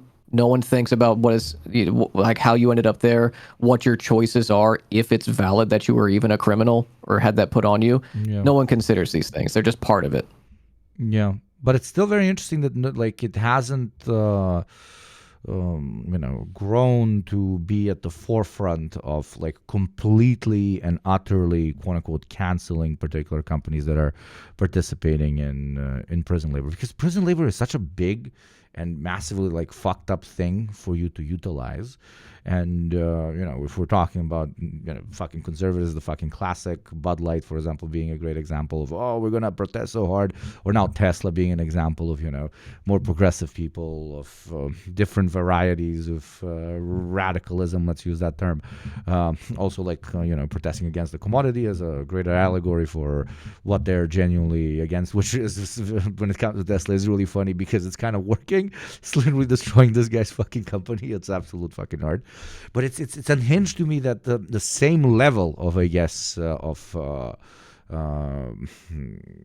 consumer-styled protesting is not happening against products that utilize prison labor. It's just crazy that it hasn't happened. That they kind of like, you're utilizing prison labor, obviously will make a lot of people not consume, but it's not consume your particular product. But it's not like a mainstream. At least I feel like it's not a mainstream thing of, hey, these guys for, you know, frack, or these guys have had oil spills, that's why you should not interact with them, or these guys have like 700 sexual assault lawsuits happening in the, you know, management branch of their company, so you should never consume it, etc., etc. That is pretty common. But when it comes to prison labor, it's just not. It's not. What I'm saying is it's not in the limelight as much as it should be, and I just find it interesting. I don't know. Well, I think it's partly because like Angola in particular, it's like out in the middle of nowhere. You got to drive on this like middle of nowhere 1-lane road for like 45 minutes just to get to the front of the prison once you're off the highway. It's out of the way. You don't think about it. And the only time you see incarcerated people is when they're picking up trash on the side of the road, and they're not from Angola. So you think, okay, well, they're just doing community service. Meanwhile, most of those dudes who are picking up trash on the side of the road, they've been in jail or in prison, like jail because they can't pay bail. They just can't afford to get out, or in prison for ridiculous things. No one ever thinks about like, okay, well, this person, you know, missed a jury duty appointment, and then they got a warrant and they couldn't pay the bail. So now they're just stuck there, whatever it is. No one considers it. They just think like they're so normal. Kind of like, all the other companies that do fucked up shit, Coca-Cola, Nestle. Coca-Cola and Nestle, the general public is aware that they're bad. They don't maybe know why they're bad, but they understand it. Something like Tesla, I think the only reason that people are really going hard against Tesla like facilities and companies is because Elon Musk and the kind of new age oligarchs in the tech sector, they broke the rule of old money, which is you don't go into the public and say these things out loud. You break the rule of secrecy, of letting these things become just part of the day-to-day existence. There was a great interview on Majority Report where the person they were interviewing, I can't remember their name, talking about how all these guys have their own podcasts. They've been talking very openly about like techno-feudalism and how they want to own and operate city-states very openly. They want to buy countries. And because they're kind of sequestered into their own little echo chambers, that's not really a discussion that most people are aware of. But now that Elon is kind of just like out in the open, wants to like buy company towns or build company towns, and he's doing Sieg Heils and shit in front of everybody, that's impunity is what that is. Like, he's so untouchable that he could just do it, and he's just demonstrating you don't have control. But we shouldn't which see is it. kind of like, it's kind of like what that warning that I was talking about, like be good or you'll end up in Angola. Kind of that id of any oppressive structure. Eventually, it reminds you have no control. I think that's what it is. Like, people are recognizing, okay, here is the richest person on earth who is acting in impunity, fucking everything up, and that outpouring of dissent, particularly for that person, is only frustrating for, people like us, because it's just against one entity. There's so many that participate in this, and the core of the problem is like the state that's allowing it to happen or participating in it, because old structures loved that we would blame corporations, or blame the government for these problems. Corporations, they're the ones that are pulling the levers because they buy our government. And when we're saying like, oh man, I hate that my road has potholes in it, I fucking hate the government for not fixing that. Well, guess who loves that? Exactly. The companies that are making money off of, privatizing all of your infrastructure, privatizing every aspect and commodifying your entire existence. They love that you blame the government. They love that you blame the state instead of directing your ire at that public-private partnership. Exactly, and they don't want us to see that partnership is continuous and has existed forever. But once you stop simply, hyper focusing on financing, lobbying, etc., government, but you take the next step and you want to be in government, then that sort of like I couldn't agree more. That sort of kind of fog of war starts disappearing, and people start connecting, kind of realizing, it's as you said, it's a bit irritating for let's use a broad term, like for class conscious people to be like, are you really like realizing it now? Like how fucking long did we need to wait for you to get to how absurdly out in the open did it need to be for you to kind of go like, holy shit, oligarchs are a thing, billionaires interacting with the state, holy shit. Which don't even get me started with the whole fucking the Democrat switch of there's bad billionaires and good billionaires, which I could go on for fucking 5 hours, which is the original meme with an oligarch, right? It's just the bad type of billionaire. But yeah, they're Elon is a perfect representation of somebody who's just being exceptionally impractical when it comes to the continuation of the neoliberal capitalist status quo by quite literally just because of, in my opinion, ego, wanting to be also the guy, not just the guy behind the curtains, because to an extent, I'm pretty sure that he wants to both be all of the world's problems, but also all of the world's problem solver. That it's destroying that fog of war and then turning up previously highly functioning system for the super wealthy into one that can potentially come into question, which is like, the contradictions are too apparent now. Too apparent, yeah. And it's turning like somebody from this part of the world, right? Here, that contradiction is constantly apparent, right? You have the super wealthy people, and the super wealthy people don't simply just lobby the government. Very often, they become ministers. They become even presidents. Or when they do become presidents, they utilize their governmental position in order to become a massive capitalist. Usually, they get a cousin or two, and then they start buying up everything, etc., etc. Some are less greedy, and they focus on guns, drugs, and oil, etc., etc. Some are hyper greedy, like for example, what's happening over in Serbia with the big protests that maybe some chatters have seen. You have a government that like wants to quite literally own every single fucking, and not in a cool communist way, wants to own every single fucking bakery and tire shop, and like wants a piece of absolutely every single pie. So even there, it becomes too apparent, and then it breaks down. But for us, the status quo, that just to give our American brothers, sisters, and enemies, like our status quo is what is now being built in the United States, from how Gremlo like very, very eloquently explained. And because it's not a new thing, I want you guys to understand that it can be developed. Its contradictions will be much louder than previous contradictions, but it can absolutely continue existing as it does in so many other parts of the world. The United States is not so special that like the Constitution is going to protect it, or it has like a very strong opposition party that will not allow this to happen, blah, blah, blah. If the overtone window is shifted, it's just going to stay there. It's going to stay there. Billionaires literally sitting next to the president, or even being the president, absolutely can become the new accepted status quo. Yeah. I mean, we've joked on like the American left for a while, like balkanize the United States because we're such a large country that's so regionally diverse, both in politics and culture. Yeah. That, balkanize it. Yeah. Southeast, whatever, Northeast, Midwest, balkanize the United States. But it's now our politics that are becoming more Balkan-like. This shit that Donald Trump and Elon Musk are up to. It's very, very Balkan-esque. It's in how, like you described, the pay-fors that politicians will give like their own personal friends and family, and appoint their benefactors to positions of power. So as like a reward for getting them into the big chair.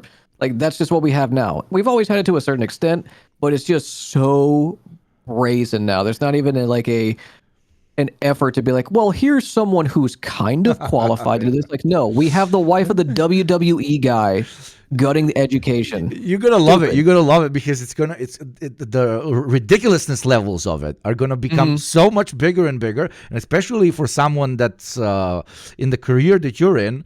Up until now, you needed to do relatively in-depth analysis in order to explain stuff to chat and your followers and et cetera. It's slowly going to turn more and more into you quite literally just standing there and being like, this is so fucking obvious. Like, what the? This is too fucking obvious. I can't even have like a deep take on this because it's like just out in the open, right? That's what I've noticed this recently. Yeah, dude, it's gonna get harsher. It used to be I would like dive into it and be like, okay, well, like here's like some roots of it. Here's like how we can explain this through like Marxist analysis. And now I'm just like, they're stupid. Like, yeah. They're just dumb. Yeah.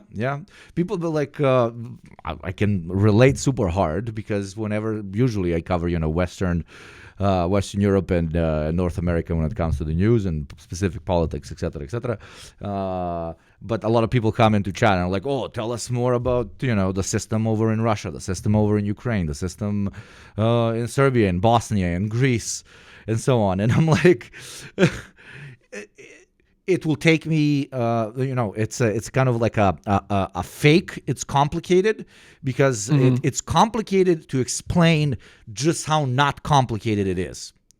And that's what's going to become a very big part of your daily routine doing this job when it comes to talking about American politics, as it slowly, as you beautifully put, I'm gonna steal that, as it slowly balkanizes, at least when it comes to the executive branch of the country. It's fucking funny. I don't know. I mean, like I showed something to my chat earlier whenever we were going over the education department being cut. So the Speaker of the House, Mike Johnson, commonly known as Michael Penis, he is a congressman Johnson, from brother. my state. He had a meeting with other Louisiana representatives recently, and the state seal behind him said Education Department of Louisiana. Like they misspelled their own state in the seal behind them.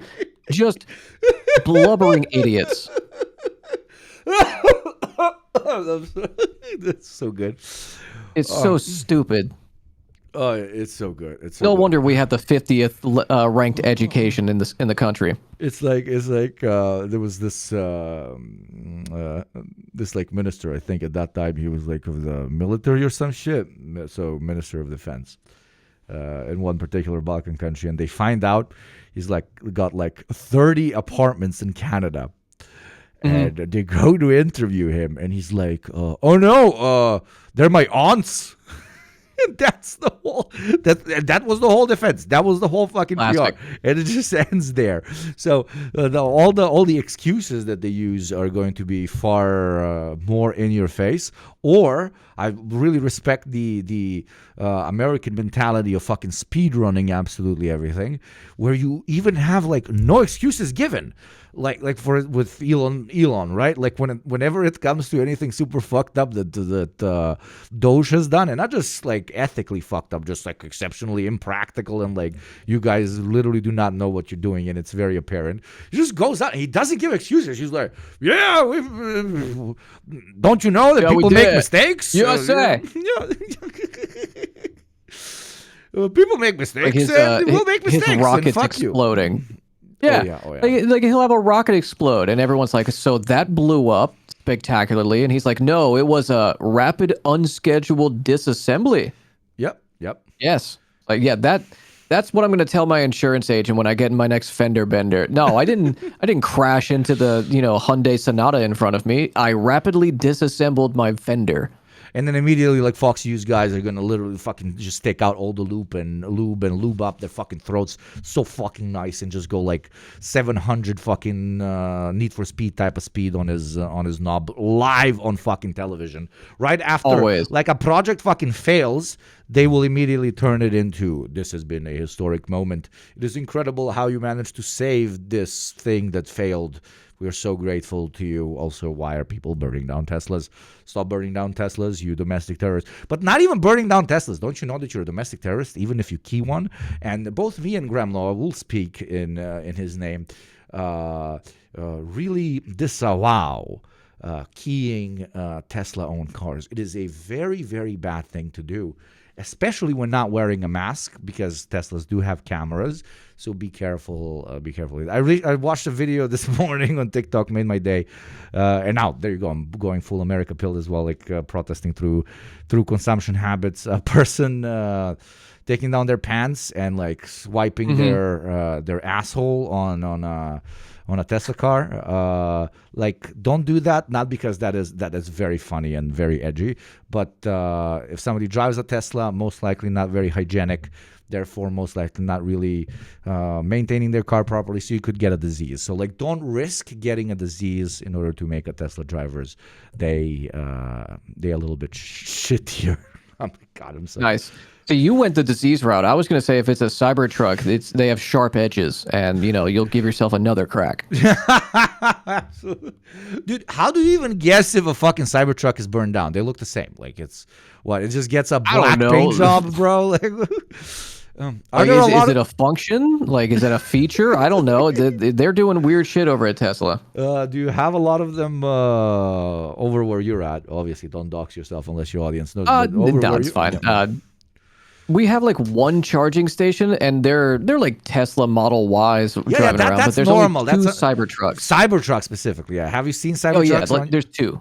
There's two in our area, and I see them all the time. And this little old lady drives one of them. She's like an elderly lady. I see her getting out of it at the grocery store, and I'm like, why? Like, you already shouldn't be driving. Now you're driving around like a polygon. We're talking old. Like we're talking GILF, not MILF. We're talking old, right? Yeah, like she would be a babushka. Holy shit, in a babushka in a Cybertruck. Sometimes I love America. I have to admit. Sorry, my chat is now going to kill me. But that is, I want to see that. Oh. I mean, just literally imagine like the old lady who's, sitting at the bus stop in your town. Imagine if she's behind the wheel of a Cybertruck and that's what you got. It's amazing. So she's basically driving the bus. Pretty much. What having no public transport does to a motherfucker babushka.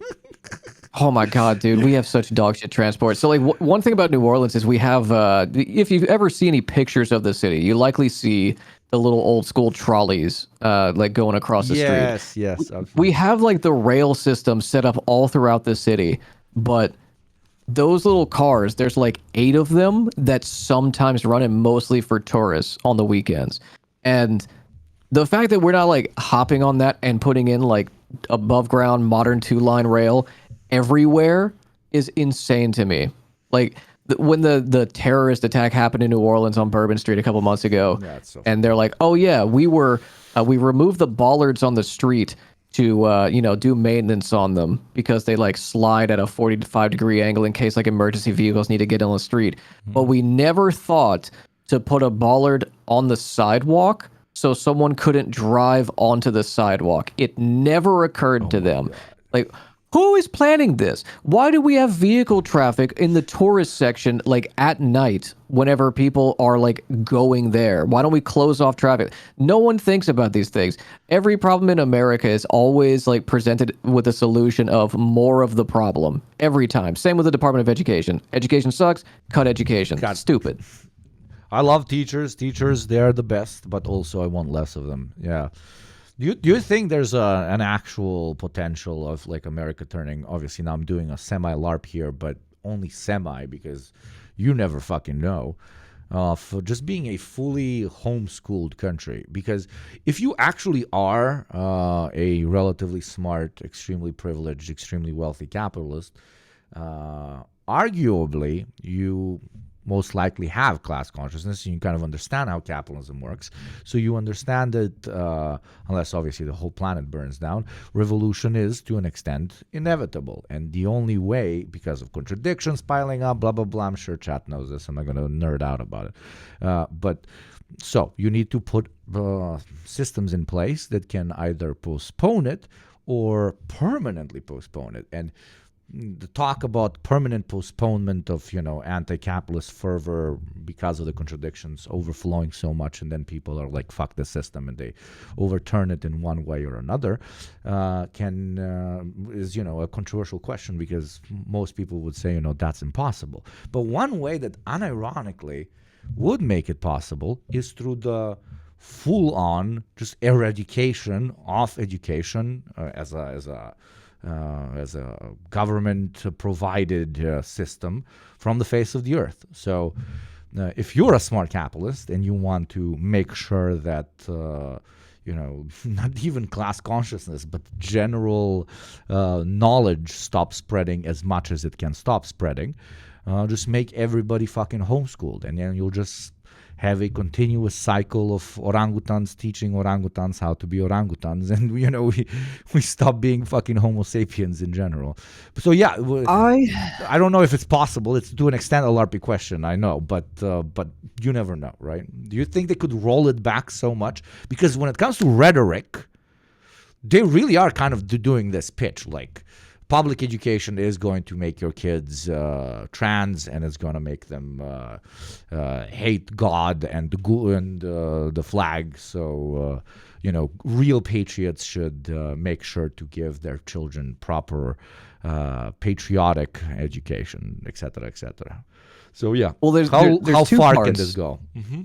There's two, I think, two questions in there. Like, what is the potential for people recognizing their conditions and, like, trying to change them? On that, I think everybody is a leftist, but they just don't have the vocabulary or the not education, but like the instilled sentiment of how to like contextualize their conditions. Like, that's been taken away from them. And this is not unique to America. I think this is most places. Yep. And we also don't have a history of these things becoming widespread. We have very rich labor history, emancipatory movements in this country that we just don't teach people about. Haymarket Affair, the Nat Turner Rebellion, Stonewall, all these great pieces of history we just don't teach. If people Literally learn about one of the greatest, potential for revolution. One of the greatest and most developed communist movements literally on the planet was pre-World War II America. Like, you guys unironically had some of the best educated, smartest, most forward-thinking Eugene Debs. communists of all time, like ever. So there is a vast fucking history and culture of Marxism in the country, but we all know what happened to that, etc., etc. Sorry, I was just I wanted to thank you, interact Reagan. and glaze real American patriots, if you know what I mean. Yeah, I think like part of the history is the reason why they can't like bring it to something tangible. But I don't know if anyone can make the argument that like it inevitably will happen. This is where I kind of disagree with Marx, that like revolution is inevitable. I think backlash is inevitable. What that manifests as, I think, depends, because in America, the hogs are very activated right now because they're not going to get their Social Security checks. And you take that away from a hog that sits on the recliner and watches Fox News all day, he'll get real mad. Americans lose their minds if their cable box doesn't turn on like and have everything functioning perfectly. Like, I used to work tech support, and I'd get old hogs calling in all the time that are in these super impoverished areas. They're still on like unshielded coax lines, and if a truck with a CB radio drove by their house, then like the Fox News channel would go out and they'd call in thinking that the Clintons were trying to take down Trump. Real story. But like how they can be directed towards, you know, action all depends on, you know, whether or not the people in their community can get them to, you know, focus on the right thing, paint the right target. But the question of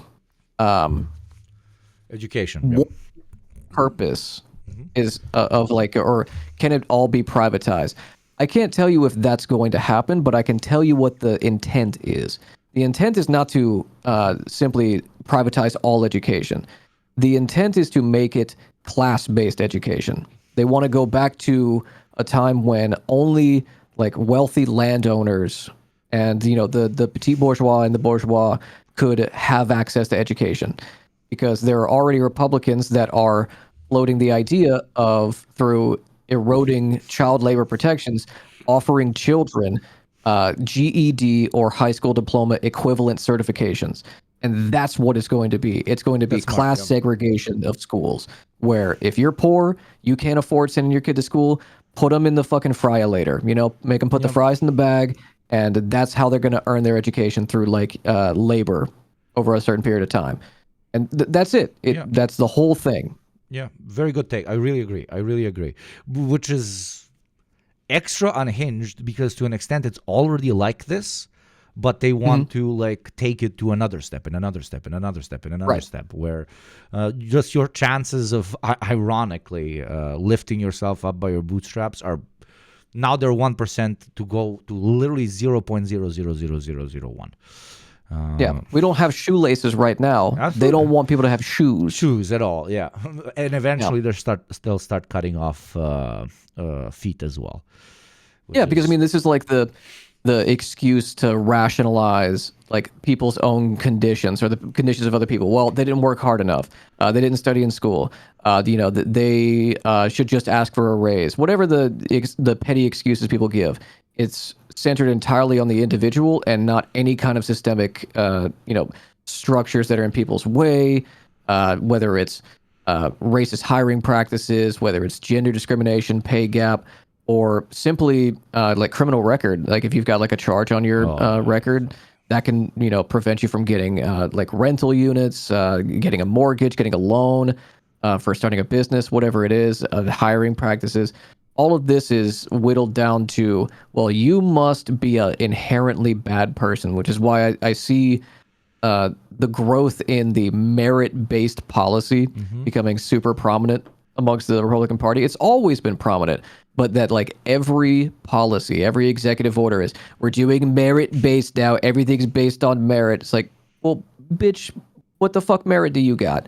What is Elon Musk or Pete Hegseth or any of the people in the Republican Party ever like done through merit? Even I mean, fuck, Donald Trump like filed for Chapter 11 on like, you know, 9 different companies. You bankrupted a casino.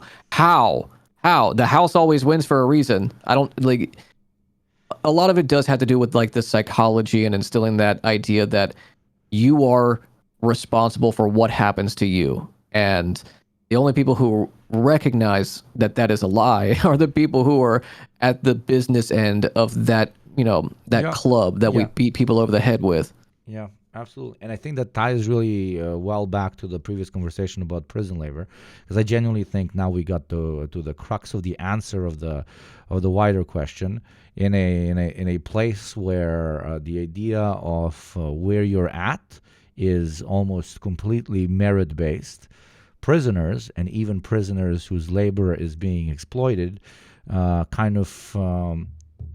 perspective is, well, it's your fault that you ended up in a labor camp, in a prison that utilizes, you know what the fuck I mean. So we don't boycott the brands that utilize it. We don't boycott the prisons that utilize it. We don't want to change legislation and laws that are going to protect you, because why the fuck should I protect you? It's 100% your fault that you ended up in a prison. So sit there and fucking work, bitch. That type of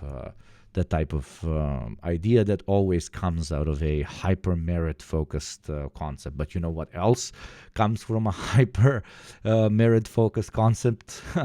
Ideologies that then start talking about the hyper focus on hierarchy, and then they start talking about hierarchy between genders, hierarchy between ethnicities, hierarchy between cultures, hierarchy between different religious beliefs, etc., etc. And then all of a sudden, and almost always, the ones that deserve to be at the top of the hierarchy are the ones that I am, and not the other guys, because they're this or that type of success. So the pipeline from the meritocracy conversation into quite literal, like ethnic-based fascist thinking is 1-to-1. Like that's the inevitable kind of conclusion of that sort of idea, because you if you manage to make the majority of the population basically swallow the merit equals success pill, and you run with it for a decade or 2 decades or 2 years, I don't know how long it takes depending on the country,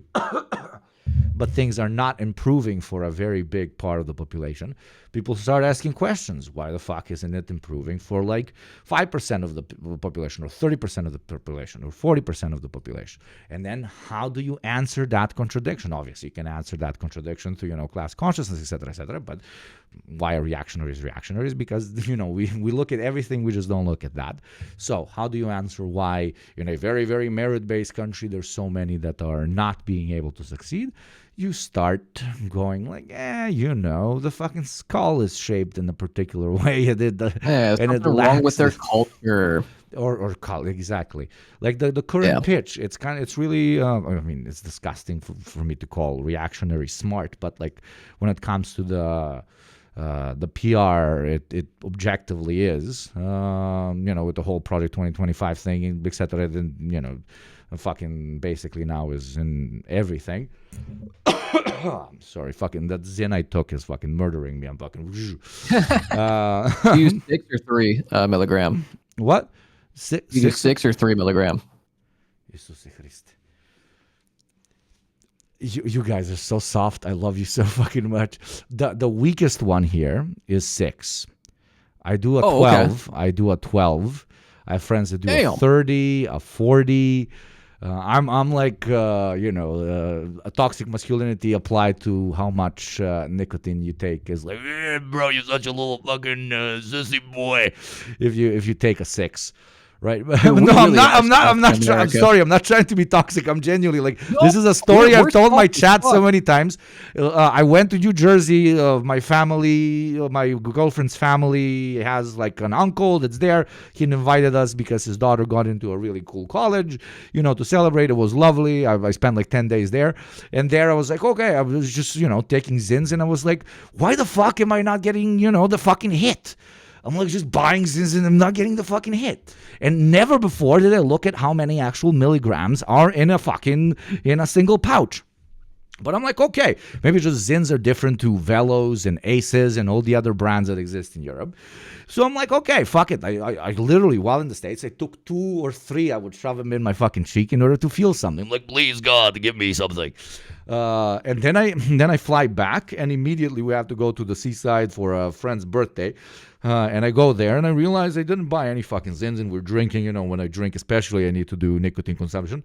And I'm like, I fucking need something. Give me something. And there was one guy that wasn't drinking that could drive, and he drives me. This is like, I'm talking like a very small, like touristy town, right on the seaside. So he needs to drive me for like 10 minutes to the only 24-hour shop. And here, most shops, doesn't matter what they sell, they also sell booze and they sell nicotine products, right? So he puts me in, very nice guy. I go there, and I just came back from the States, right? So I'm walking into the store, and I'm like, okay, do you guys have nicotine pouches, right? Even here, people call them Zins, which is very interesting. But Zins do not exist, for example, in the country where I'm at. I'm like, do you guys have Zins? And he's like, yeah, of course. And he points behind him, and there's like 50. But not that particular brand I was consuming before. And now, because I was in the States and I was wondering, why the fuck am I not getting high? It was the first time I checked the back, and I was like, oh, this is 3 milligrams. This is 6 milligrams. You go make sure you buy the 6 milligram one. So I'm there, and I'm like, okay, the 6 milligram one is the strongest one. And I literally, like, very cocky, I tell the guy, can I get something strong, like a 6 milligram? And this, metalhead literally reading a book when I walk in, like fucking, 17-year-old working at a counter, like a store, and has like 3 Zin packs in front of him. He looks up and he's like, strong, 6 milligrams? We have only like one 6 milligram one, and it's the weakest one. Like, I don't even know if you can, like, if they're dried out inside. Nobody bought these. And I'm like, okay. But oh, God. I'm like, well, okay, what are the other strengths? He's like, 12, 16, 25, 35, 45. We got this 100 one, and the 100 one is literally just like a red skull on a white fucking, it's like, you want to die? If you have not seen a Zin pouch, there's literally black. Like, they're literally like screaming at you. Like, do not consume this, you will die. There's ones called Cuba. There are 150. I don't know how you don't die from this. And they're like, the Zin is black. The Zin is actually black. So yeah, I was embarrassed by a 17-year-old in front of my friend. I took the 12 one, like the nicotine cuckold that I am, and I enjoyed it for the rest of the day. And obviously told everybody the story about how, oh my God, guys, like, we are so much more powerful than the Americans. Their strongest one is a 6, and our weakest one is a 6 type shit. But whatever. Still, fun story. I think I found the one you're talking about. Did it say ice cool on it? No. Wait, let me see. Cuba. Just very Cuba in black. It says, I mean, there's different tastes for it. There's double fresh, there's apple juice, there's all sorts. But let me see. There's Cuba Strong. 30. Okay, this one has a ninja on it for strawberry. Banana Hit. Huh. So I'm not sure if the packaging is the packaging might be red for the ones, but the actual pouches are black. Yeah, because it's got so much in it. And it's to make you look like the cool guy at the bar, you know. You open your Zins and they're like black, you know. And the only guy I've ever seen take them is, shout out to Getza, a chill dude from the country that I live in. And just to make you understand what types of people take black Zins, like, this is the type of man that has been abusing substances so much that he doesn't like drink ethanol, because he literally found like a drug that makes him feel like he's drunk without making him feel heavy the way that alcohol makes him feel heavy. Like, he's so, oh my God, so the Balkans really are the spilled. Louisiana of that continent. Oh my God. We do the same shit. Absolutely. Do you guys, I mean, I think it's all over the world. The fucking paint thinner thing. I never Oh, yeah. understood the paint thinner thing. Why? Just, Oh, just yeah. have a vodka, blyat. Like, sure. Like, what? Why? Just literally, just have a beer. Why are you doing paint thinner, bruv? I don't know. I'm a bit I reactionary. mean, it on makes this your brain topic, I guess. vibrate. That's why. Yeah, but all of them that took it tell me that it makes you basically feel drunk. So, or maybe it doesn't. I don't know. Don't oust yourself. Couldn't tell you. I've never partaken. I like you, motherfucker. Oh, but yeah. How's I forgot what we were fucking talking about. Yeah, I don't know. Well, does it fucking matter? It doesn't matter. What's the drinking culture in Louisiana? I by the way, but I'll just interrupt you. I realized thanks to my chat, I didn't even know that it's my partner anniversary. Oh shit! On Twitch, yeah. So I'm doing. I'll make up for the ones that gifted. Thank you very much, etc., etc. I'm doing a 1-to-1. I'm gonna bankrupt myself. For every 10 gift subs, I give 10 gift subs, right? So if you want to bankrupt me, for every 10 gift subs, it doesn't have to be from one person when they pile up. But whenever we hit 10 gift subs, I do another 10. So for example, if anybody does like 50 gift subs, I would have to spend money for 50 gift subs, and that is to celebrate the fucking the thing. And that's also why I'm drinking. Don't stereotype. That exchange not rate's just gonna because fuck you up. What? No, That you would be exchange rate's gonna surprised. fuck You you. would be surprised. Twitch is. I will die on this hill. Since I moved here from YouTube, which is literally the most bottom tier fucking platform to ever exist for content creation. Twitch has been lovely. Twitch has genuinely been lovely. The speed at which I got partnered, the speed at which they gave like a higher percentage from the revenue I generate. Unfortunately, now ads make no money, so I literally have no ads. Most importantly, the way they treat different subscribers from different parts of the world. Like if you're from a developing country, a subscription costs a lot less than it does when you're from the States or from England or whatever. Okay. Thank you, Sean the Black, for the raid. Thank you very much. I hope you had a great stream. Welcome. Let me ask you this. So you've been streaming for how long on Twitch? A year. On and off a year. Yeah. Now. How long did it take you to qualify for partner before they gave you your partner badge? I never did. I mean, this is kind of fucked up. But when you have a large platform somewhere else, you hit them up and you tell them, yo, like I'm bringing people here. What the fuck? So they immediately gave me affiliate. And then in like 2-3 weeks, because of a decent viewership, etc., they were like, I texted them actually. I was like, you see the trend where this is going? I'm definitely going to hit partner eventually.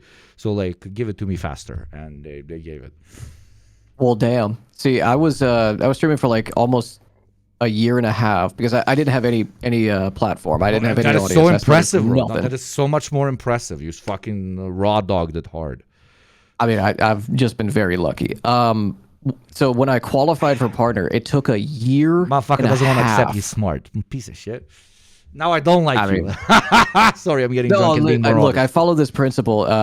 This is my only superstitious personality trait, that if you acknowledge success to a degree where it teeters on bragging or flexing, you will almost immediately lose it. So I always, say this is luck. This is healthy. I agree. Yeah. I agree. But also, it took me like a year and a half before they gave me partner because they kept responding saying my content is too reactionary. What? But they meant like you were reacting to stuff? Yeah, they were saying like you need to make more original content. But yeah, a bunch of lefty streamers got that whenever they were qualifying for partner. Words mean nothing, as some chatters are saying. I know. I fully utilized fuck my YouTube channel, which like 250, 260K. I literally have only ever posted like 40 videos. which to some people might sound like a lot, but like literally Google your favorite YouTuber that has the same subscription count. They most likely have at least 3 times as many videos posted. So I never took it too seriously. What I do take very seriously is the deprogram that I do with the boys. And our first thought was started, and many other projects that hopefully come to fruition. But the reason I'm bringing that up is because I utilize the fact that those platforms were kind of visible. Let's use it to kind of to negotiate with Twitch. Somebody told me to do that. I unironically can't remember who told me to do that. And I already am really struggling on being a 1K Andy, but one day this great success shall be achieved. And again, the reason I'm talking about this is just give you insane fucking props, because streaming specifically, in my opinion, is the only way realistically for you to break into it is if you build up a certain. Twitch is like OnlyFans, right? You need a sort of presence somewhere else and then to move them. But you dogged it, and you're so fucking impressive. Seriously, fucking. I mean, my channel's been with my YouTube. Like, I have a awesome editor, Oni Spumoni. He's in the chat. He gets 2 videos out on the channel a week, and he does an excellent job. And but you didn't start the YouTube before the streaming, right? Or I might be wrong. No. Well, funny enough, I for a long time I've wanted to get into content creation. I tried the gaming stuff a while back. Tried making my own political content, but I never posted any of it because it wasn't to a standard that I thought was worth posting. So started the YouTube channel with I would cut out sections of the VOD and I would post those on the YouTube channel. Yeah. And eventually got to the point where I wanted to hire on an editor, Oni. And we've been doing that for a year and a half, Oni, I think is how long we've been doing it.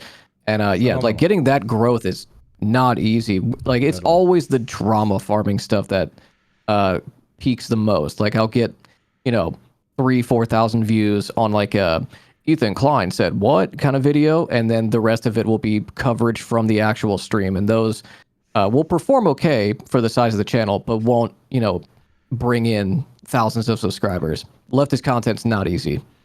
It's not. Oh my God, it's not. Arguably, I don't know, not to toot our own horn, but it's the hardest.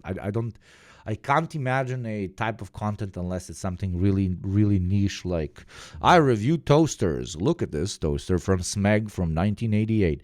If it's not that, if you're doing class conscious analysis of both theory and philosophy and the recent events, etc., it's borderline.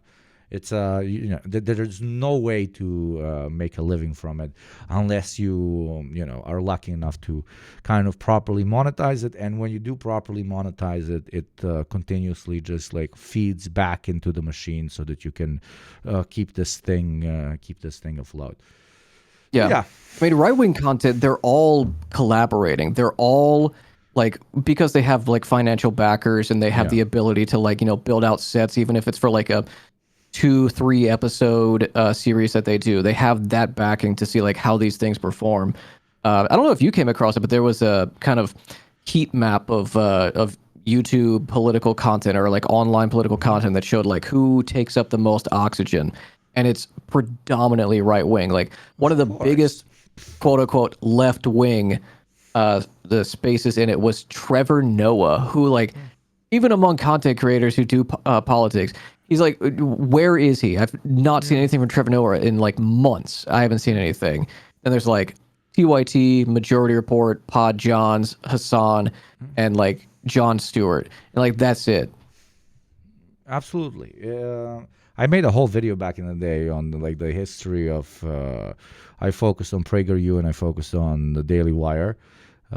Specifically how they function and most importantly where they got their original funding from.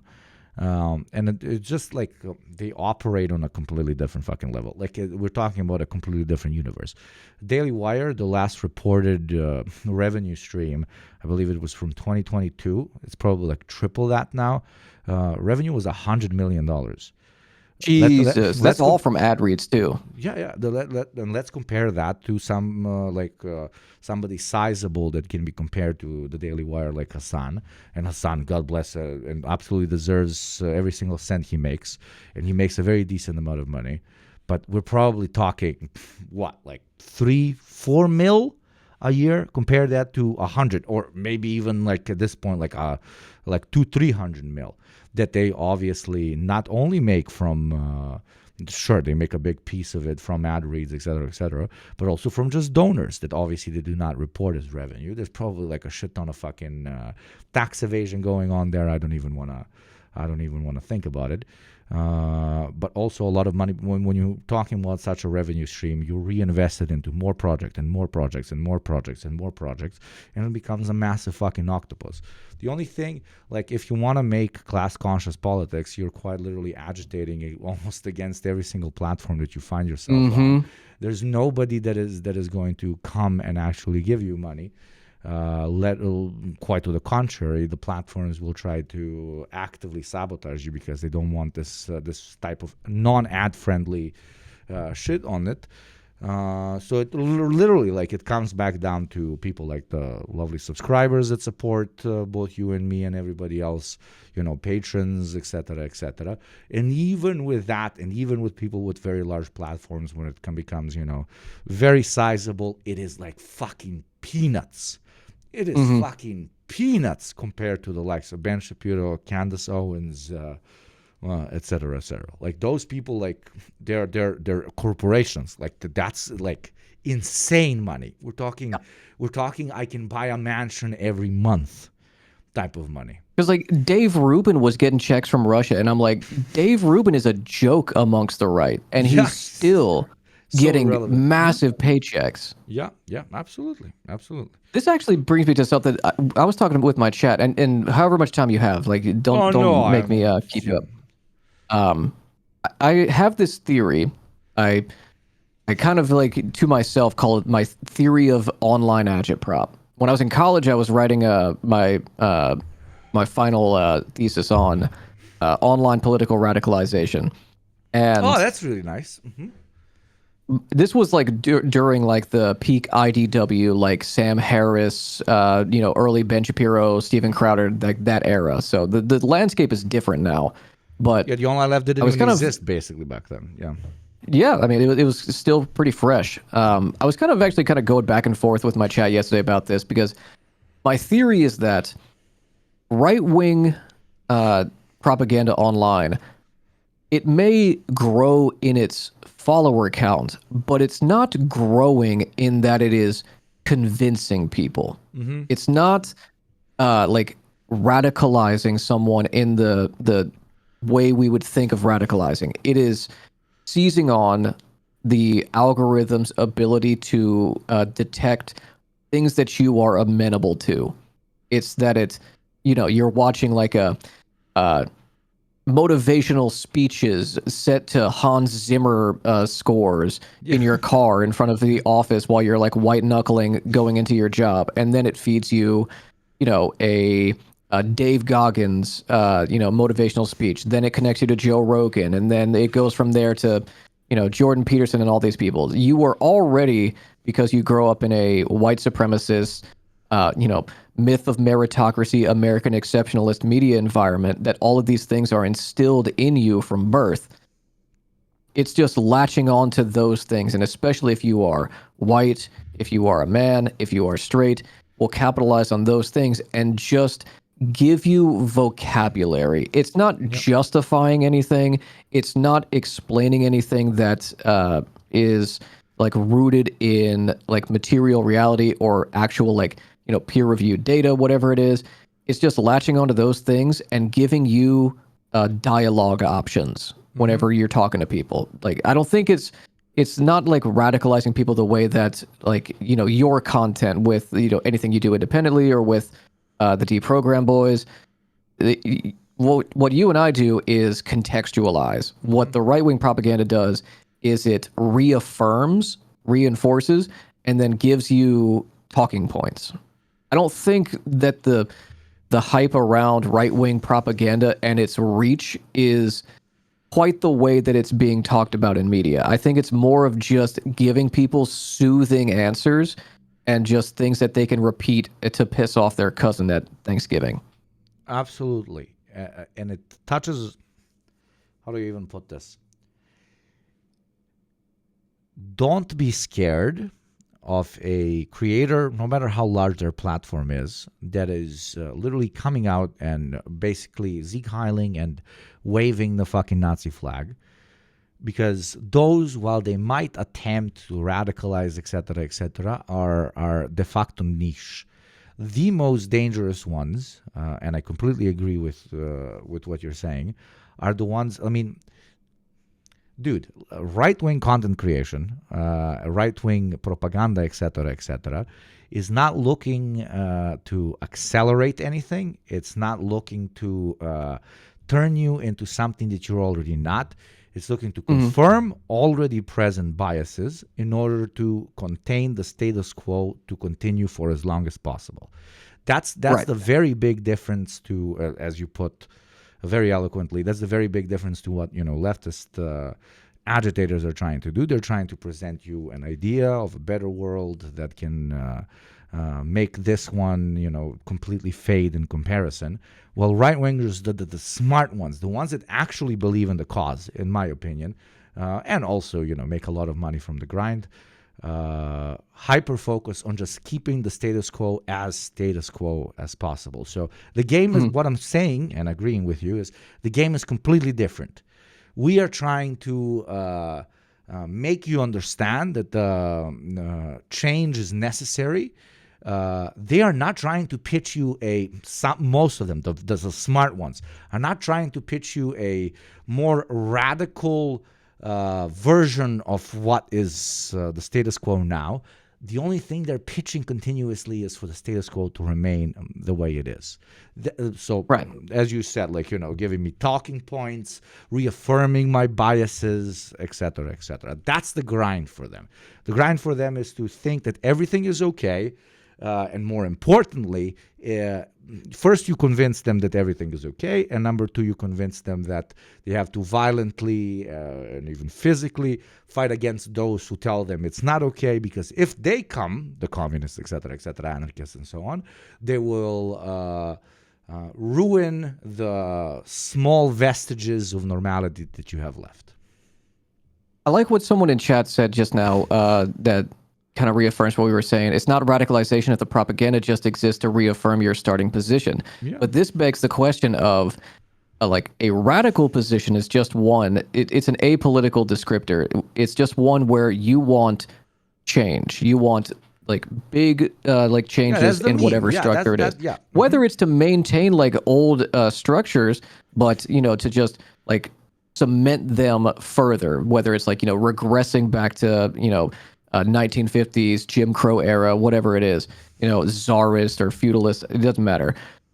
Can we accurately describe these as radicalization? Because I went to school for sociology. I look at political radicalization as a response to material conditions, kind of like a child in Gaza sorry, is I will have to radicalized. interrupt you. I'm doing the Zizek thing. I will have to interrupt you because. Is it radicalization? Because you're looking at the material conditions. But if the material conditions are declining and you are motivating people to not want to see change, therefore you are radicalizing them because the material conditions are changing. You want them to not do absolutely anything about them. So that is de facto radical because you're convincing them to basically not be using their eyes and their hands and experiencing the world around them. Right. I think you know what I'm trying to say, right? Yeah, it's the difference between radicalizing and indoctrinating. The propaganda of a state like America is indoctrinating someone into pre-established biases that have already been laid in place by these institutions. But a radicalizing agitprop is going to turn you against that. It's turning the frustrations inwards versus turning the frustrations outward. Yeah. No, absolutely. Radical empathy in the face of problems. Yeah. You're convincing them that the problem isn't actually the problem, but the problem is poor people. Yeah, et cetera, reactionary attitudes and so on. But the point is that, those reactionary attitudes are preserving the current status quo, or in more radical kind of key historic moments, it's encouraging a switch to even further regression in order to ironically preserve the promise of the status quo, etc., etc. Yeah. But it is like, indoctrination versus radicalization. That's very like it is a good context to be given. But it's like just to continue. It's like, why is it considered both indoctrination and radicalization to convince people that the current status quo is not okay, but it is not radical or indoctrinating to continue openly supporting a system that is very openly degrading? It's like the difference of one guy is basically giving you a pitch you need to climb over a fence, and the other guy is giving you a pitch that while you're sitting in live mud and sinking, that it's absolutely chill and you should not attempt to get out of it. Both we either consider both the same thing, or we see the very, very significant difference between the two. Well, I mean, one is a threat to pre-established institutions and social hierarchies, but I think it also has to do with something that I've talked about a lot, that the power of like controlling what we perceive words to mean, right? If you can control a group of people to think that a word like, this is a flower, but I'm going to call it a gizmo. If I can convince someone that it is not a flower, that it is a gizmo, and that is it. That's just how language works, but it's intent to convince someone. Why would we call it not that? Yeah. Well, because we have associations with it. They have we called it that originally to fit a certain social need, like radicalization or a radical. If we convince also, like, people that radical, is, et cetera, et cetera, yeah. Yes. If we convince them that it means that it's a threat to them, that it's a threat to everything we hold dear, then we'll push back against it at every opportunity. We don't even have to be told why it's radical. Absolutely. And again, to mention Gigi for a second time, even though now in his old age he's getting cringier and cringier, the great parallel that can be made there is why is it non-violent to support a status quo that is causing the deaths of tens of thousands every single day, but it is considered violent to potentially hurt someone in the process of trying to destroy the current system, which is quite directly and quite materially causing so much harm. The context is always shifting, and if there's anything, I guess, from today's stream that the audience maybe needs to kind of remember, is that very, very specific fact that a lot of the stuff that you've been raised on with the idea that this means this, in a different context, it quite literally means something could very literally mean something very, very different. And I think both you and me, Graham, we are very open when it comes to our positions, etc., but it is exactly people that do political analysis, news coverage, and so on that kind of get out of their way to make sure they tell you that they do not hold bias and they're not trying to convince you about things that are arguably the most dangerous and most radical, and with the most ill intent that from where they're coming from when it comes to just how much they want to change your particular opinion or particular thing. Yeah, it's like that conversation Hassan had with Piers Morgan, where Piers is like, you called me a propagandist.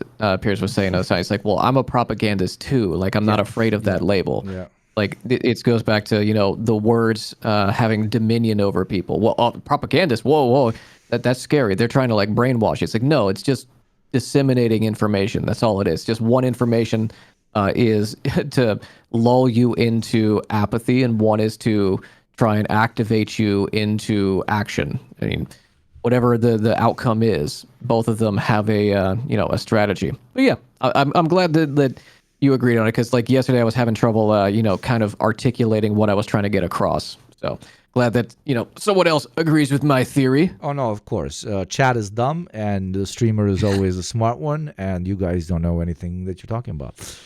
I steal too many takes from chat to say that they're dumb. Most of my Twitter posts are me stealing from my chat.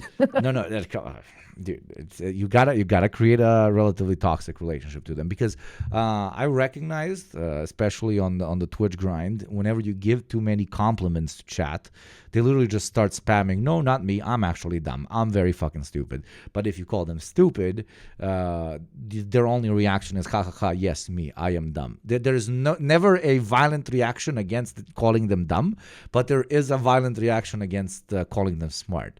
Being like, oh my God, chatter, you should be the one streaming and not me.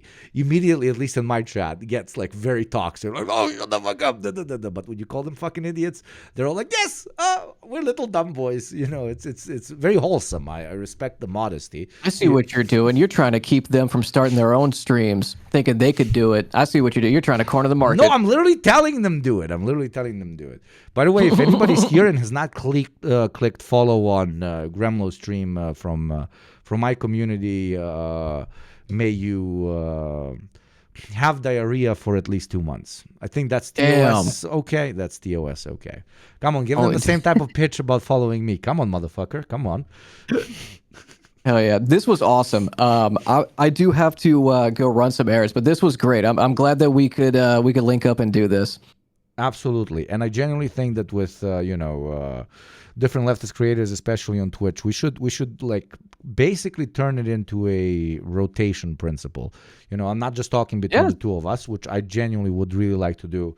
We can do it once a month, once every 2 months. Why the fuck not? Tell me if I'm wrong.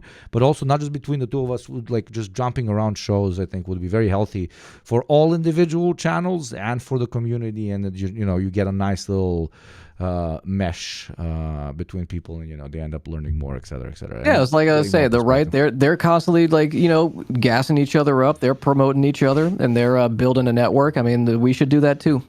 100%. And ironically, it should be easier with us because we don't have as many insane divisions as they do. Like, ooh, I'm a Zionist, but I also hate Jews, versus I'm just a Zionist, but I'm okay with Jews. Type shit. We don't have as many walls that we need to climb over, is what I'm saying. So if them with so many walls manage to collaborate, us not doing so is not just a wasted opportunity. It is non-Marxist. True. It's anti-solidarity. Absolutely. Thank you so much for platforming me. Genuinely, it's a pleasure. Keep doing what you do. Literal comrade crush, I have to admit. So thank you for everything. That's high praise from you. Like I think the video you talked about with Daily Wire and PragerU is how I found your content. So this is like one of those moments for me, like when I was on Leftist Mafia, where I'm like talking to people that I've like seen through my screen for a while. So it's very cool moments like this. It's very surreal, isn't it? It's very strange. It is. But it's nice. It's nice. The first one is strange, just like sex. Sorry. My chat is famously horny because I'm seeing what they're posting. But first time is strange. Next time it's going to be as organic as possible, even though I think this conversation was really, really nice and really, really smooth. There's definitely sparks flying, if you know what I mean. Oh, okay. We'll do cultural exchange next time. I'll bring some of my culture stuff from the Cajuns, and you can bring some more Balkan stuff. That would be super cool. Like literal items. That would be very, very cool. And we can... Oh, shit. I got one right here. Show me.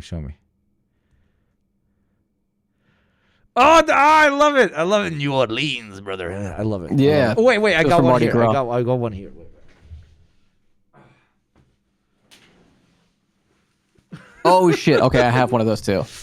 Hey, cultural appropriation. Be very careful, you reactionary motherfucker. I'm fucking with you. Yeah, this was the other thing. This is Huey, named after one of the only socialist elected leaders in Louisiana, Huey P. Long. Yeah, Huey, awesome. Awesome. Yeah. Awesome. Great. Did you, okay, little factoid. Did you know that our old state capitol building has a pencil lodged in the ceiling from when there was an assassination attempt on Huey P. Long? They tried to dynamite him, and his pencil on his desk got lodged in the ceiling, and it's still there. You will not believe me, because it's so fucking niche, but I actually heard about it. I don't know. I didn't know any of the context, but a pen being lodged in the ceiling I did hear about, which is cool. When I come visit you, show me. I'm self-inviting. Oh hell yeah! I'm self-inviting. And by the way, you see this couch? See this porn couch? Obviously, this is not the only room in the apartment. It slides open, and it's very, very comfortable. I kind of fucked up by calling it a porn couch, because now I look weird. Whenever you want to come to the good old Balkans, I would love to host. Oh hell yeah!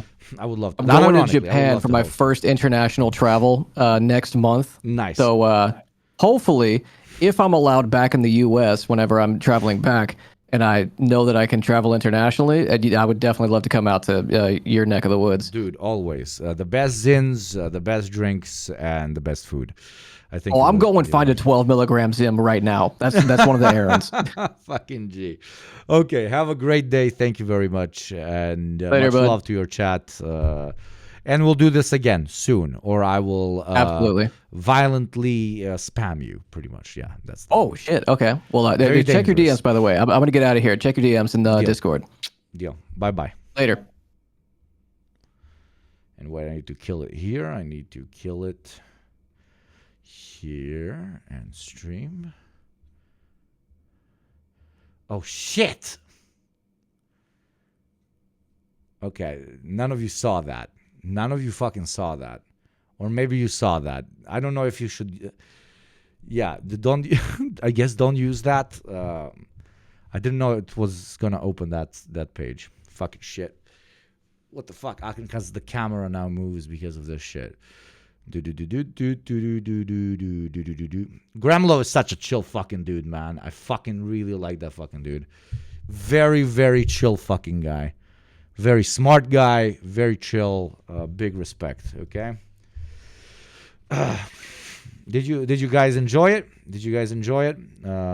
Should I do more of these link the left type of things? I'm already talking to Struggle. I want you, if there's any like denim heads here, don't do it yet, but I'm gonna start spamming denims. But she's a lady, so it's gonna be weird. But I don't care about also doing it. And mid-sized to large leftists on Twitch, I'm gonna start collaborating. Okay, so everybody's yes. I'm very glad. Mike from PA. I literally did Mike from PA. That's how it started. I'm slowly going to start branching out. I'm really glad you liked it. And I want to just say a quick thank you to all the subs that came in while I wasn't looking. Thank you, Polaris Major. Thank you, Alex Yup.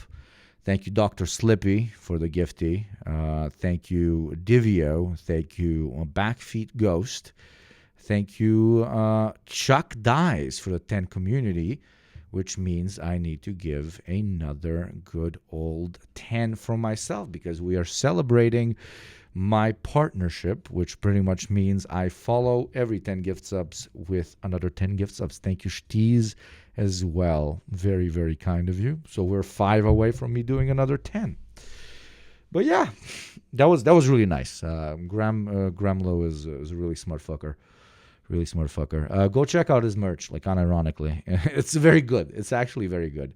As like respectfully, but the D program has the best communist merch, period. You cannot convince me I'm wrong. Like, it has the best communist merch. Absolutely no fucking discussion. I've seen all of theirs, blah, blah, blah. But this Gremlo stuff also looks really, really good. So go check it out. It's a Friday. It is a Friday. It is a Friday indeed. So we're let's move into. Oh my god, my whole setup is fucking whack as shit. There we go. So it being a Friday, I want you to start a fucking hype train so we watch some fucking TikToks and get fucking drunk. Does that sound like a fucking idea?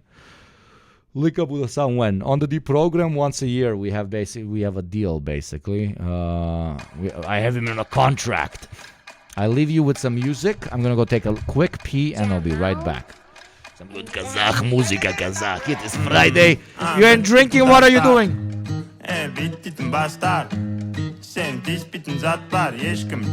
ешкімге айтпа, оставь там это. А где твой план, что все это заработало? Гонишься за модой, ты стер все баррикады. Мои тараканы не спят уже давно. Ментом гиттем архтап жёг, я не больной. Отстань, ты не доживешь до утра даже. Всю дрянь выкину здесь, пора уже. Нет, это бред, ведь ты под опекой демона. Неосознанно все делаешь. Шаг, где реагенты, чекни глаза. В кармане 5К и 5К, тохта.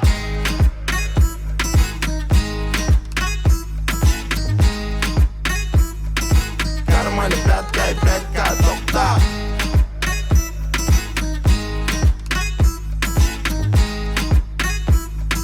В кармане 5К и 5К, тохта. Там наполовину как Тирион. Все злые, будто бы учили Слизерин. Тизерить. Надо бы по-быстрому отправить визоры. Полный фильм хотим по телевизору.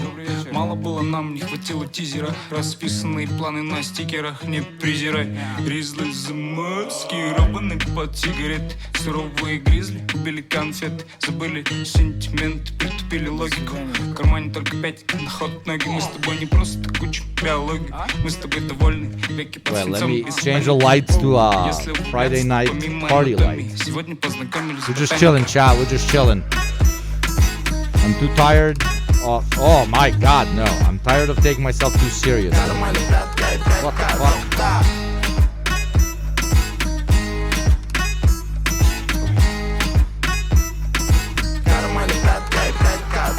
Тикинекти, тикили эфирінде тек текелер көреді тебірен теңге әкеледі дегенмен It is Red Yugopnik, көлденең сөзімді қайталайды бүкіл ел менде бәрі жас. It is the Red Yugopnik, and we're doing drinks.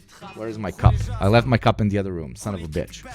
Remember, since it's a year, let's do remember the 4th of November. Do you guys remember when I fell off the fucking chair? Does anybody have a clip?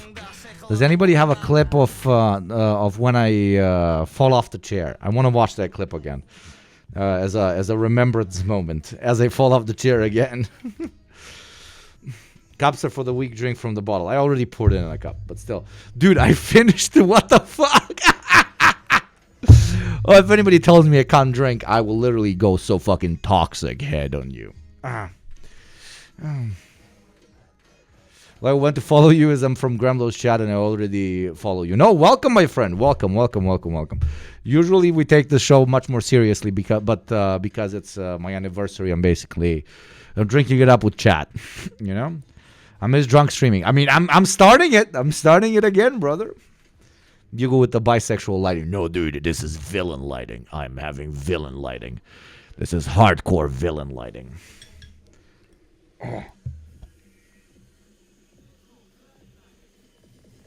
Oh my god, I hate this mask so much. Oh my god, there was coffee previously in this cup. It's so good, blad. Am I going out? Yeah, I'm going out later. I'm going out, unironically, with a Macedonian, 2 Ukrainians, 2 Russians, an Albanian, and what the fuck is even his nationality? A Bulgarian, I think, like a Bulgarian guy. I wish I could IRL stream so much, dude. You have no idea. Pre-gaming in the East sounds wild. Yeah, dude, you have no idea, man. We like go on this platform called Twitch and we like stream and we drink. Can somebody give me the fucking clip of when I fall off the chair? Chat, you're so... I will fire all of my mods. Mods, you have 10 seconds before you're all fired unless you... Classic leftist success story. A good thing happens, the party falls apart.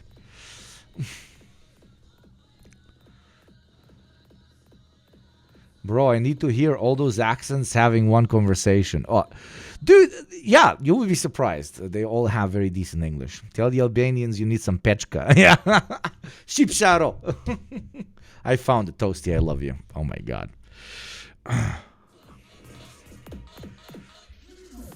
Sam čusko kao Michael Jackson na krajiškoj večeri zaigram dance hall.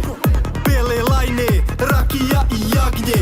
Ovde niko ne gotivi šampanjac. šampanjac i dagnje. Na 10 bučija bih mogao kolo povesti i okreće se jagnje koje niko neće pojesti. Smajkanima 10 gift subs equals 10 gift subs from my end, and ad will play in 1 minute and 20 seconds. If you want to celebrate this great event, do consider becoming a gifter or a subscriber, and I will follow that 1-to-1 whenever it hits at least 10. Oh my god, is this it? You got it as a gift.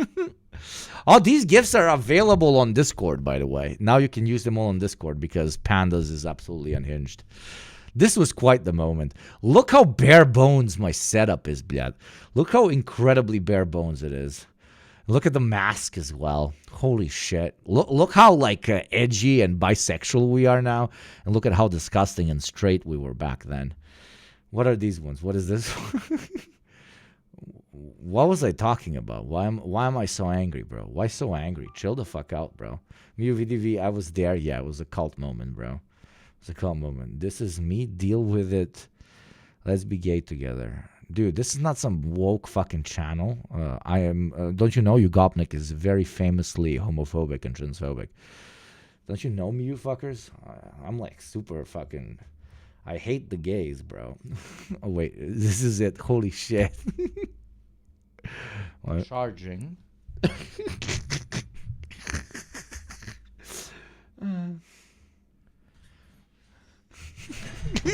Why? How is it even possible? Like, look at the chair. Look at the chair. Like, it's very difficult for it to go under. Like, it's unironically hard for it to... Like, it's unironically hard for it to, like, switch over. Like, there you go. I'm trying. Look, I'm literally trying. It's not falling. So I have no idea. I have no fucking idea how it happened. I have no idea. It was so iconic. Laptop is not charging. Laptop not charging. Do it really sound like this? Holy shit, I'm a fucking stereotype.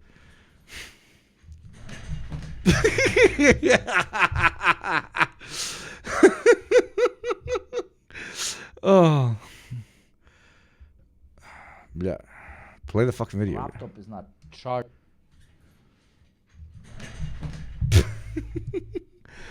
Oh, we even have a GIF. Absolutely. Oh, you guys really... Yeah. I love how... yeah. Incredible. Yeah. My community, ladies and gentlemen. My community, ladies and gentlemen. We should make it into a chat GIF. For fuck's sakes.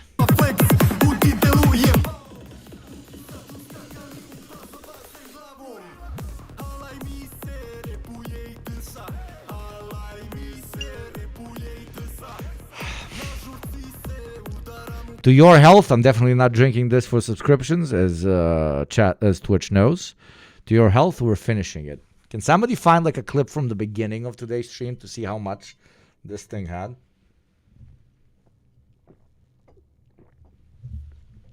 Yeah. What the fuck do the Swiss drink, bro?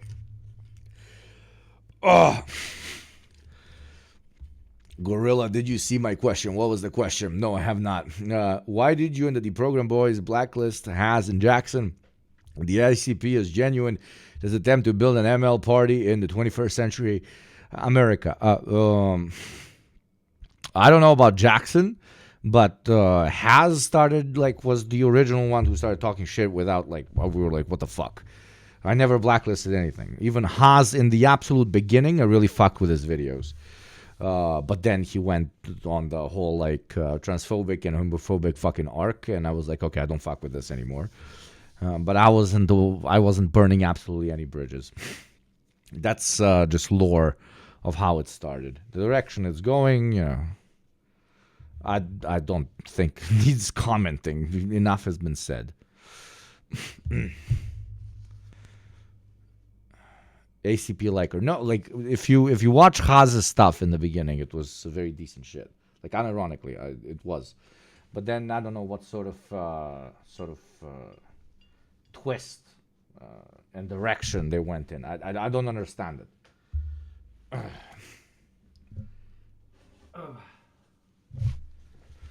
By the way, I was thinking about your mask issue. Maybe the Snigel design balaclava works better. Might show too much of your mouth for comfort, though. Snigel design. I feel like I'm saying a slur. Let me see what that is.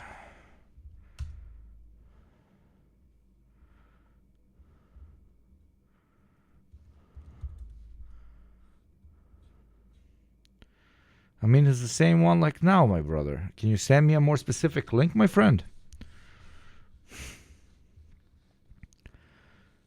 This is very similar to the one I have now. Ah, the one like this?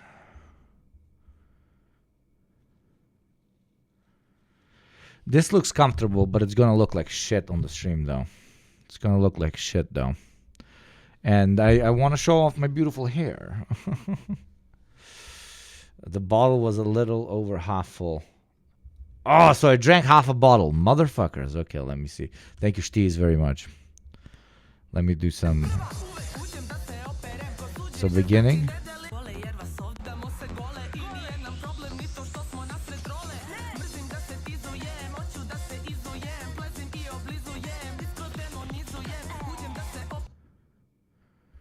Wait. Don't I show it at some point?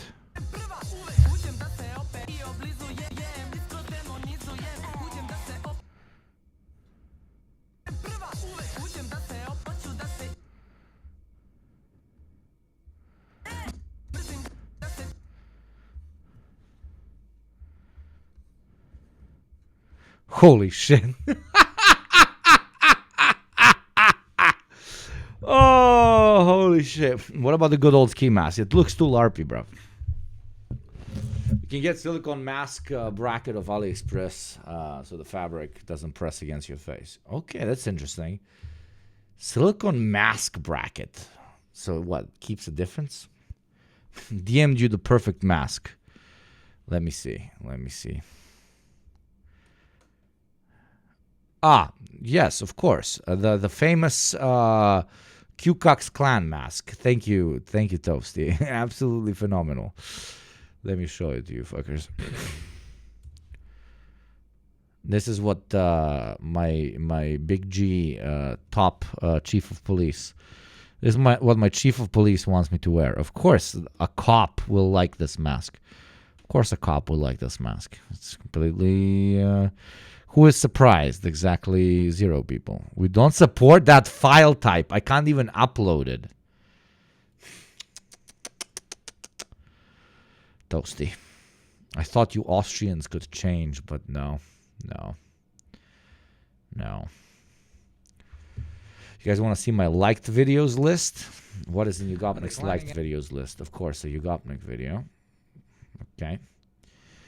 So it's Kazakh music, it's Serbian music, it's American music, it's Yugopnik videos, it's Bosnian and Serbian rap, it's Mao Zedong stuff, it's more Bosnian and Serbian rap, it's more Yugopnik.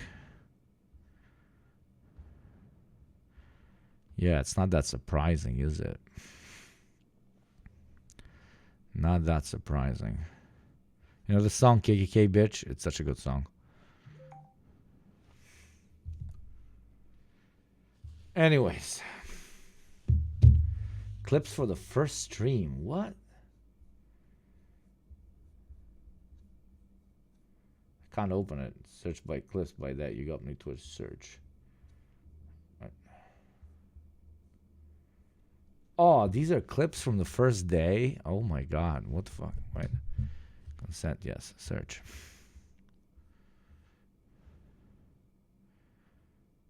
No, this is 16/1/2024.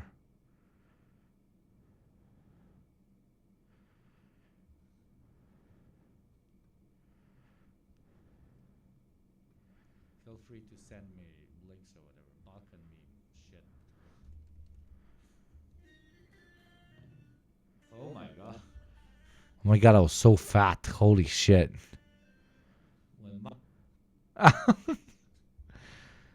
Feel free to send yeah, when mom find poop sock. I was such a unk on this platform. I didn't even know I was getting poop socked. You haven't seen this.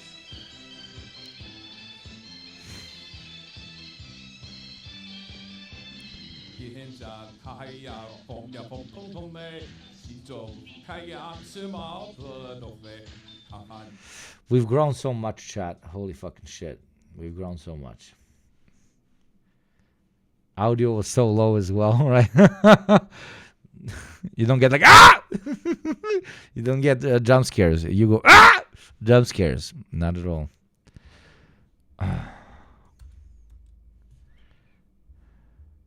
You still are. I am an Ankh. I will die on the Ankh battlefield. Anyways, I'm gonna go out now. You guys should also go out and touch some grass, motherfuckers.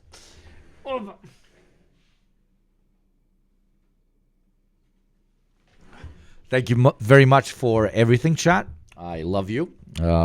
Thank you to everybody who subscribed. Thank you to everybody who followed. Most likely, let's be fucking honest. Let's be honest. We will see each other on Sunday. Because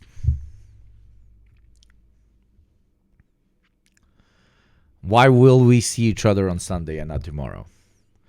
This is my argument on why we will most likely not see each other tomorrow, okay? I can already feel the fucking hangover, okay? Because hangover, there you go. But kind of impressive, though. Kind of impressive. I'm pretty sure that I probably should unlist this stream. Because consuming, it was up until here. Consuming this much of this shit is probably classified as self-harm. Which it is. Anyways, go forth and multiply. Have a lot of consensual sex and touch a lot of grass. This is Yugopnik, 365 days later. I'm getting a phone call. Wait, let me see. Hello.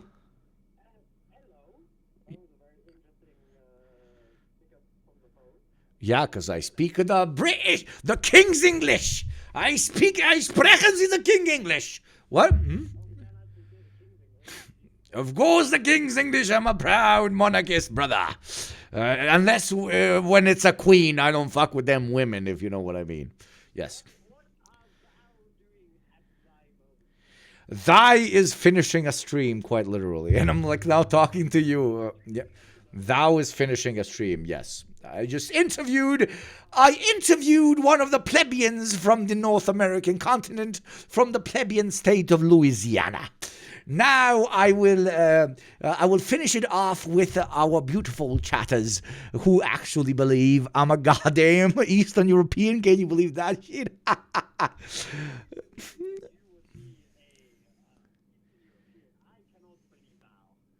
Absolutely not. What, you want to go out? You want to drink? Yeah, we're going out. Yeah, I'm going out as well. There's a group and we'll go out. No, unironically, this guy lives right next to me. We can grab a cab together or something. Are you? Because I can literally leave in 10 minutes. Okay, how long do you need to get ready? You're already handsome. Go out naked. 10 minutes, okay. I'll come to you, and then you come down, and then we order a cab. Okay, lovely. Okay, lovely. Bye-bye. Ciao, ciao. Okie dokie, Mamasaki. There you go. So on the massively international group, I'm adding a Welsh person now. I'm adding a Welsh person to that category. Oh. Dude, I'm basically doing a face reveal.